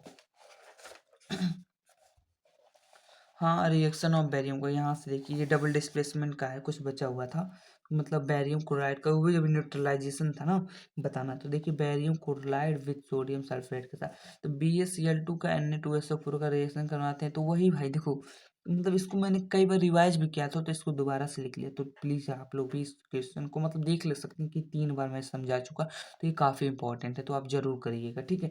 अब CaOH2 है, उसका CO2 के साथ रिएक्शन करवाएंगे तो CaCO3 बनेगा, H2O बनेगा।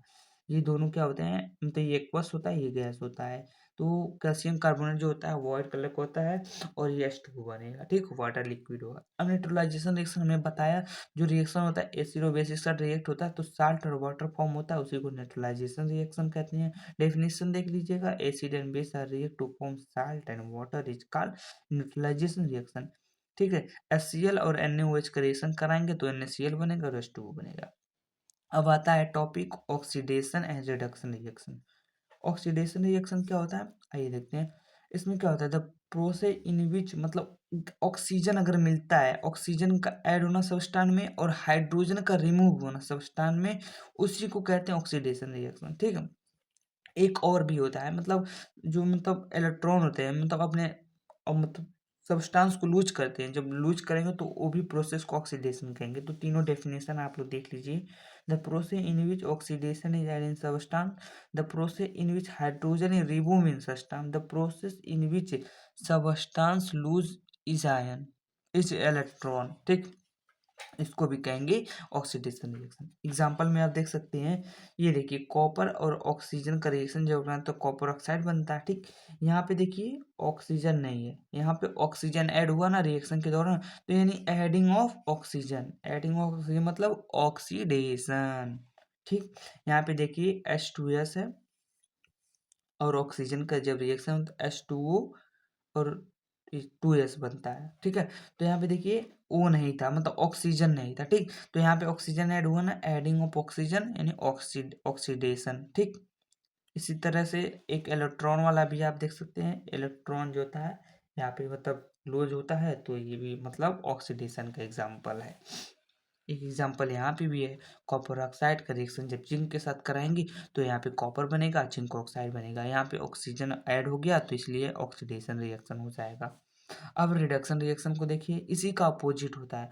यहाँ पे ऑक्सीजन ऐड हो रहा था ऑक्सीडेशन में, तो यहाँ पे ऑक्सीजन रिमूव होगा और हाइड्रोजन ऐड होगा और इसमें इलेक्ट्रॉन गेन होंगे। तो यही लिखा है, the process in which oxygen is remove in from a substance, or the process in which hydrogen is add from a substance, and the process in which substance is gain the electron, electron को जब gain करेगा उसको कहेंगे आपका reduction reaction, ठीक।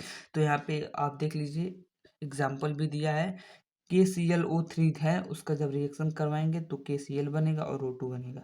तो यहाँ पे आप देखिए कैसे क्या हो रहा है, यहाँ पे देखिए ऑक्सीजन था, यहाँ पे ऑक्सीजन नहीं है, रिमूव हो गया ऑक्सीजन, यहाँ पे आ चुका ना, तो removal of oxygen is called reduction, ठीक।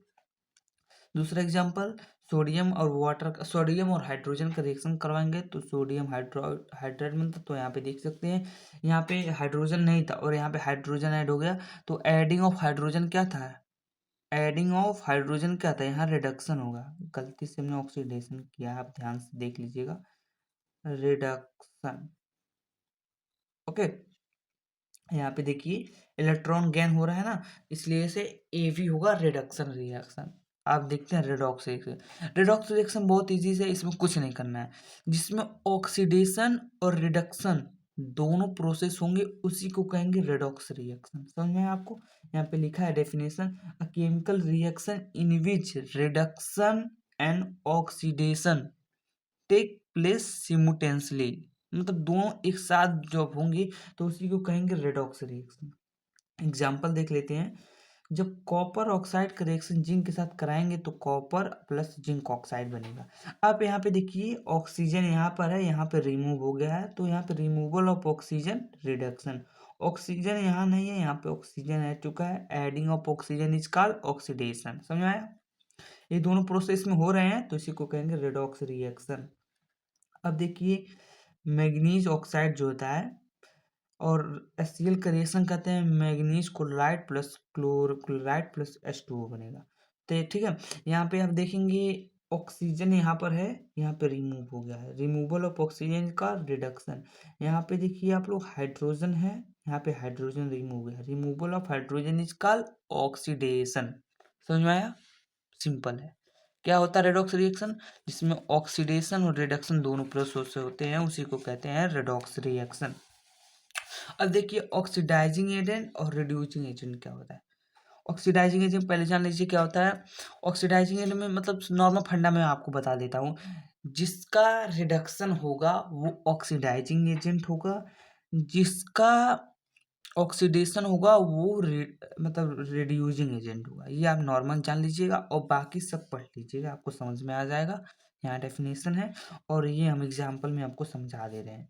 ये देखिए CuO ऑक्सीजन है, यहाँ रिमूव हो गया, यानी रिमूवल ऑफ ऑक्सीजन क्या होता है? रिडक्शन। रिडक्शन का उल्टा हमें क्या बोला? ऑक्सीडाइजिंग एजेंट होगा, तो ये ऑक्सीडाइजिंग एजेंट हो जाएगा। इसी तरह यहाँ पे देखिए जिंक में ऑक्सीजन नहीं, यहाँ पे ऐड हो रहा है तो एडिंग ऑफ ऑक्सीजन ऑक्सीडेशन होता है, और इसका अपोजिट का रिड्यूसिंग एजेंट। यानी जिसका ऑक्सीडेशन होगा वो रिड्यूसिंग एजेंट होगा, जिसका रिडक्शन होगा वो ऑक्सीडाइजिंग एजेंट होगा। बस ये नॉर्मली आप जानिए, ठीक। इसी तरह एक और एग्जांपल है, आप देख लीजिएगा। ओके, तो यहाँ पे heat copper to present of oxygen to form a copper oxide in a redox reaction और नॉट। तो यहाँ पे आप देखेंगे होगा आंसर, हाँ होगा, मतलब एक क्वेश्चन किया उसका आंसर दिया है, तो आप देख लीजिएगा। ओके, तो आगे देखते हैं हम लोग। अब आ रहा है एक टॉपिक है, ये उसी का एग्जांपल है, आप देख लीजिए। थोड़ा सा इंपॉर्टेंट दो टर्म है, मैं इसको बता रहा हूँ। यहाँ पे लिखा हुआ है कंबस्टन रिएक्शन और ऑक्सीडेशन रिएक्शन, ये आप देख लीजिएगा। ये होता है मतलब कंबस्टन रिएक्शन होता है, इंपॉर्टेंट टर्म है ये, मतलब होता है ऑक्सीडेशन रिएक्शन होता है, और combustion reaction always exothermic in nature होता है, ठीक। अब कोरोजन आ गया। कोरोजन क्या होता है? वही हमने बताया, जो लोहा वहाँ पे मुरझा लग जाता है, मतलब मेटल खराब होने लगते हैं, तो उसे को कहते हैं कोरोजन, ठीक है। तो डेफिनेशन क्या है उसको देखिएगा। Corrosion is a chemical process of और decay of metal when they are expose in atmospheric moisture और एयर। मतलब कोरोजन मेटल खराब होने लगते हैं जब प्रेजेंस में, एटमॉस्फेयर के प्रेजेंस में आते हैं, तो उनको मॉइस्चर और एयर की वजह से वो खराब हो जाते हैं, उसी को कहते हैं कोरोजन, ठीक है। तो सिल्वर कैसे खराब होता है? गिन टर्म मतलब सिल्वर खराब होता है तो ब्लैक कलर हो जाता है व्हेन एयर के प्रेजेंस में जब आता है, तो ये लिखा है when get turning black, silver get turning black when expose of air. Copper और brass which is alloy of copper होते हैं डेवलप और ग्रीनिश लेयर, मतलब ग्रीन कलर का लेयर चढ़ा लेते हैं, तो उनके ऊपर भी मतलब कोरोज होते हैं, वो भी खराब खराब होने लगते हैं। और कोरोजन ऑफ आयरन क्या कहते हैं? आयरन जब मतलब खराब होता है तो उसको रस्टिंग कहते हैं, और रस्टिंग ऑफ आयरन जो होता है एक रेडॉक्स रिएक्शन होता है, इसको ध्यान में रखिएगा। अब देखते हैं मतलब कोरोजन, ये कुछ चीज़ है मतलब टर्म है, तो उसको आप पढ़ लीजिएगा, ठीक है। ये जो चीज़ है, ठीक। और हम आगे देखते हैं मतलब कैसे हम इस चीज़ से बच सकते हैं, ठीक। तो यहाँ पे है प्रिवेंट कैसे करेंगे, तो आप पढ़ेंगे ही, ठीक। ये condition necessary for the rusting of iron, मतलब किस किस वजह से मतलब आयरन रस्ट होता है, मतलब आयरन ऑक्सीजन और एयर के प्रेजेंस की वजह से, मॉइस्ट और वाटर के प्रेजेंस की वजह से होता है, ये चीज़ ध्यान में आप रखिएगा। अब क्या, the rate of corrosion improve by the following factor, मतलब किस किस फैक्टर मतलब होता है। अब प्योरिटी ऑफ मेटल पे मतलब डिपेंड करता है कि मतलब मतलब किस मतलब कैसे खराब होगा। इलेक्ट्रोपॉजिटिव मतलब नेचर ऑफ मेटल पे, ठीक है। Presence of relative gases in the atmosphere, मतलब गैस में किस तरह के एटमॉस्फेयर प्रेजेंट है, उन फैक्टर पे भी डिपेंड करता है कि मेटल कब खराब होगा, ठीक है। और यहाँ पे क्या, टेम्परेचर पे डिपेंड करता है, presence of salt in water में डिपेंड करता है, ठीक। समझ में आया? अब देखिए प्रिवेंट ऑफ रस्टिंग, मतलब रस्टिंग को कैसे रोका जा सकता है, मतलब लोहे में जो जंग लगता है उसको कैसे रोकेंगे। Rusting of iron can be prevented by painting, paint करके आप उसको रोक सकते हैं, मतलब देखते होंगे लोहा वो हम मुरझाता तो उसको पेंट कर देते हैं, तो उससे बचा सकते हैं, ठीक। रस्टिंग को और कैसे बचा सकते हैं? Rusting of iron can be prevented by applying galvanisation oil, ठीक, सॉरी ग्रीसिंग ऑयल, ठीक है। ग्रीसिंग करेंगे तो उसकी वजह से भी मतलब जो रहेगा रस्ट मतलब बचेगा। गैल्वेनाइजेशन आप करिए, rusting of iron can be prevented bye galvanisation करिए, ग्रीसिंग व्रीसिंग करिए, ठीक है, उससे भी आपका मतलब रस्ट नहीं लगेगा, ठीक है। Rusting of iron can be prevented by tin और प्लेटिंग और क्रोमियम, मतलब क्रोमियम प्लेटिंग भी करें, इससे भी प्रिवेंट होगा। Rusting of iron can be prevented by alloying it made be stainless steel बनवाइए, ठीक, इससे भी प्रिवेंट होगा। एक बात का ध्यान रखिए, जो आयरन होता है वो मतलब सॉरी एल्युमिनियम जो होता है वो खराब नहीं होता है, मतलब हार्मफुल नहीं होता है कोरोजन के लिए, ये मतलब रेदर इसके बेनिफिट्स पे होते हैं, ये चीज़ बस ध्यान रखिए। आगे पढ़ते हैं। अब कोरोजन को मतलब प्रिवेंट करने के लिए हमने देखा थोड़ा सा और है कि इसमें मतलब कोई चीज़ें मतलब कैसे मतलब करेंगे, तो आप उसको पेंट करिए, ऑयलिंग करिए, ग्रीसिंग करिए, गैल्वेनाइजेशन करिए, उससे आपके मतलब सब कुछ रहेंगे मतलब नहीं होंगे खराब। यही चीज़ यहाँ पे भी लिखा गया है, थोड़ा सा हर एक टॉपिक में मतलब मेटल स्टील मतलब कैसे मतलब खराब हुआ तो उसके लिए क्या करें, ठीक है। तो यही सब है यहाँ पे। देखिएगा आप लोग। अब क्या है रेंसिडिटी। रेंसिडिटी के बारे में हम लोग पढ़ेंगे। रेंसिडिटी जो होता है ये भी एक मतलब होता है, जो आप चिप्स वगैरह खाते हैं वो भी हवा वाला लगता है खराब हो जाता है, मतलब चिप्स इतना टाइम तक रहता है कि वो खराब नहीं होता, उसमें जो हवा भरा रहता है उसकी वजह से खराब नहीं होता है, ठीक है। रेंसिडिटी कैन बी मतलब जो होता है डिफाइन एज डेफिनेशन देखते हैं। Rancidity can be defined as the slow oxidation oil and fat present in the food materials, resulting in the formation of fall smelling और टेस्ट चेंजेस, मतलब जो रहेगा खाना वाना खराब हो जाता है, टेस्ट में अलग अलग चेंजेस आते हैं, जिसे बोलते हैं गांव में फंसिया आ गइल बा खनवा, दलिए बसिया आ गइल बा, तो यही होता है इसमें मतलब खराब हो जाता है। तो ये एक डेफिनेशन प्रॉपर डेफिनेशन है। एक यहाँ पे देखिए फैक्टर डिपेंड क्या करता है रेंसिडिटी के लिए, ऑक्सीजन की वजह से मतलब खराब होता है, लाइट की वजह से खराब होता है, हीट की वजह से कुछ कुछ चीज़ खराब होती है, कुछ कुछ चीज़ नहीं होती हैं, वाटर की वजह से खराब होते हैं, माइक्रोब्स की वजह से खराब होते हैं, ये चीज़ है यहाँ पे फैक्टर डिपेंड करता है। और बाकी डेफिनेशन एक प्रॉपर यहाँ पे दिया है, रेंसिडी में be define as the taste और smell of a food material containing fat और oil change when it is left in expose of air for a long time, मतलब लॉन्ग टाइम के लिए आप एयर के प्रेजेंस में रख देंगे तो वो खराब होने लगेंगे, यही चीज़ है यहाँ पे। अब इसको रोकना कैसे है, इस चीज़ के बारे में हम लोग पढ़ेंगे, ठीक है। इसको रोकेंगे कैसे, रेंसिडिटी को रोकने के लिए आप क्या करिएगा, rancidity can be prevented by adding antioxidant और फूड कॉन्टेनिंग फैट, मतलब एंटीऑक्सीडेंट कुछ मतलब इसमें रखिए, रेसिडिटी को रोकने के लिए एंटीऑक्सीडेंट का यूज करिए, ठीक है। और जो चिप्स का पैकेट है उसको मतलब देखते होंगे नहीं खराब होता है, वो क्यों नहीं खराब, उसमें एक नाइट्रोजन गैस फिल किया जाता है, इसमें लिखा भी है rancidity can be prevented by packaging of fat और oil containing food in nitrogen gas, nitrogen gas उसमें फिल किया जाता है जिसकी वजह से वो चिप्स वगैरह जो भी क्रस्ट वगैरह है वो नहीं खराब होते हैं। और चौथा क्या है, रेंसिडिटी को कैसे प्रिवेंट किया जा सकता है, उसको रेफ्रिजरेटर में रखिए, जो भी सामान खराब होने वाले हैं इससे आप बचा सकते हैं। उसके बाद एयर टाइट कंटेनर में रखिए, जहाँ से एयर मतलब प्रवेश ना करे, मतलब एकदम बढ़िया से बंद करके रखिए, इस यही सारी वजह से मतलब आप रेंसिडिटी से मतलब बच सकते हैं। मतलब लाइट से दूर रखिए, मतलब जो भी है rancidity can be prevented bye storing, जो भी फूड बचा आपका मतलब लाइट से दूर रखिए, अवे फ्रॉम द लाइट, ठीक। यहाँ पे लिखा है adding antioxidant such as BHA, ठीक है, ये भी होता है ब्यूटिलेटेड हाइड्रोक्सिलोज, ये भी जो भी डेफ मतलब लिखा हुआ है, बड़े बड़े वर्ड हैं, ठीक है, ब्यूटिलेटेड हाइड्रोक्सिलेटेड एड्रो मतलब टोचिलीन ETC, ये भी जो भी है मतलब डेफिनेशन है, आप इन सब की वजह से आप इसको प्रिवेंट कर सकते हैं। और एक क्वेश्चन भी है, ऑयल और fat containing food item is flushes with nitrogen gas, क्यों, यहाँ पे पूछा भी गया है कि वही मतलब जो भी ऑयली ऑयली फैट चीज़ें होती हैं मतलब उनको क्यों नाइट्रोजन मतलब भरा जाता है, उसमें क्यों भरा जाता है, ताकि वो खराब ना हो, यही ना। देखो ऑयल और fatty containing food item are flushed with nitrogen because nitrogen is inert gas, ठीक है, मतलब इनर्ट गैस है। तो ये डज नॉट, ये केमिस्ट्री में पढ़ेंगे इनर्ट गैस क्या होता है, ठीक है। डज नॉट इजली, ठीक है, easily react with their substance, मतलब रिएक्ट विथ सबस्टांस, ठीक है, दिस सबस्टांस, तो इसी वजह से मतलब ये सब खराब नहीं होते हैं। तो इसी के साथ हमारा चैप्टर हो जाता है ख़त्म, और आपसे मिलते हैं नेक्स्ट वीडियो में। अगर आपको वीडियोस बहुत मतलब अच्छे लगे तो वीडियोस को लाइक कर सकते हैं, शेयर कर सकते हैं, सब्सक्राइब भी कर सकते हैं। तो मैंने आपके लिए काफ़ी मेहनत की है, रात के लमसम 2 बज रहे हैं और हमने वीडियो स्टार्ट किया था 11:30 बजे। कुछ शूटिंग वूटिंग करते हुए काफ़ी टाइम हो भी चुका है।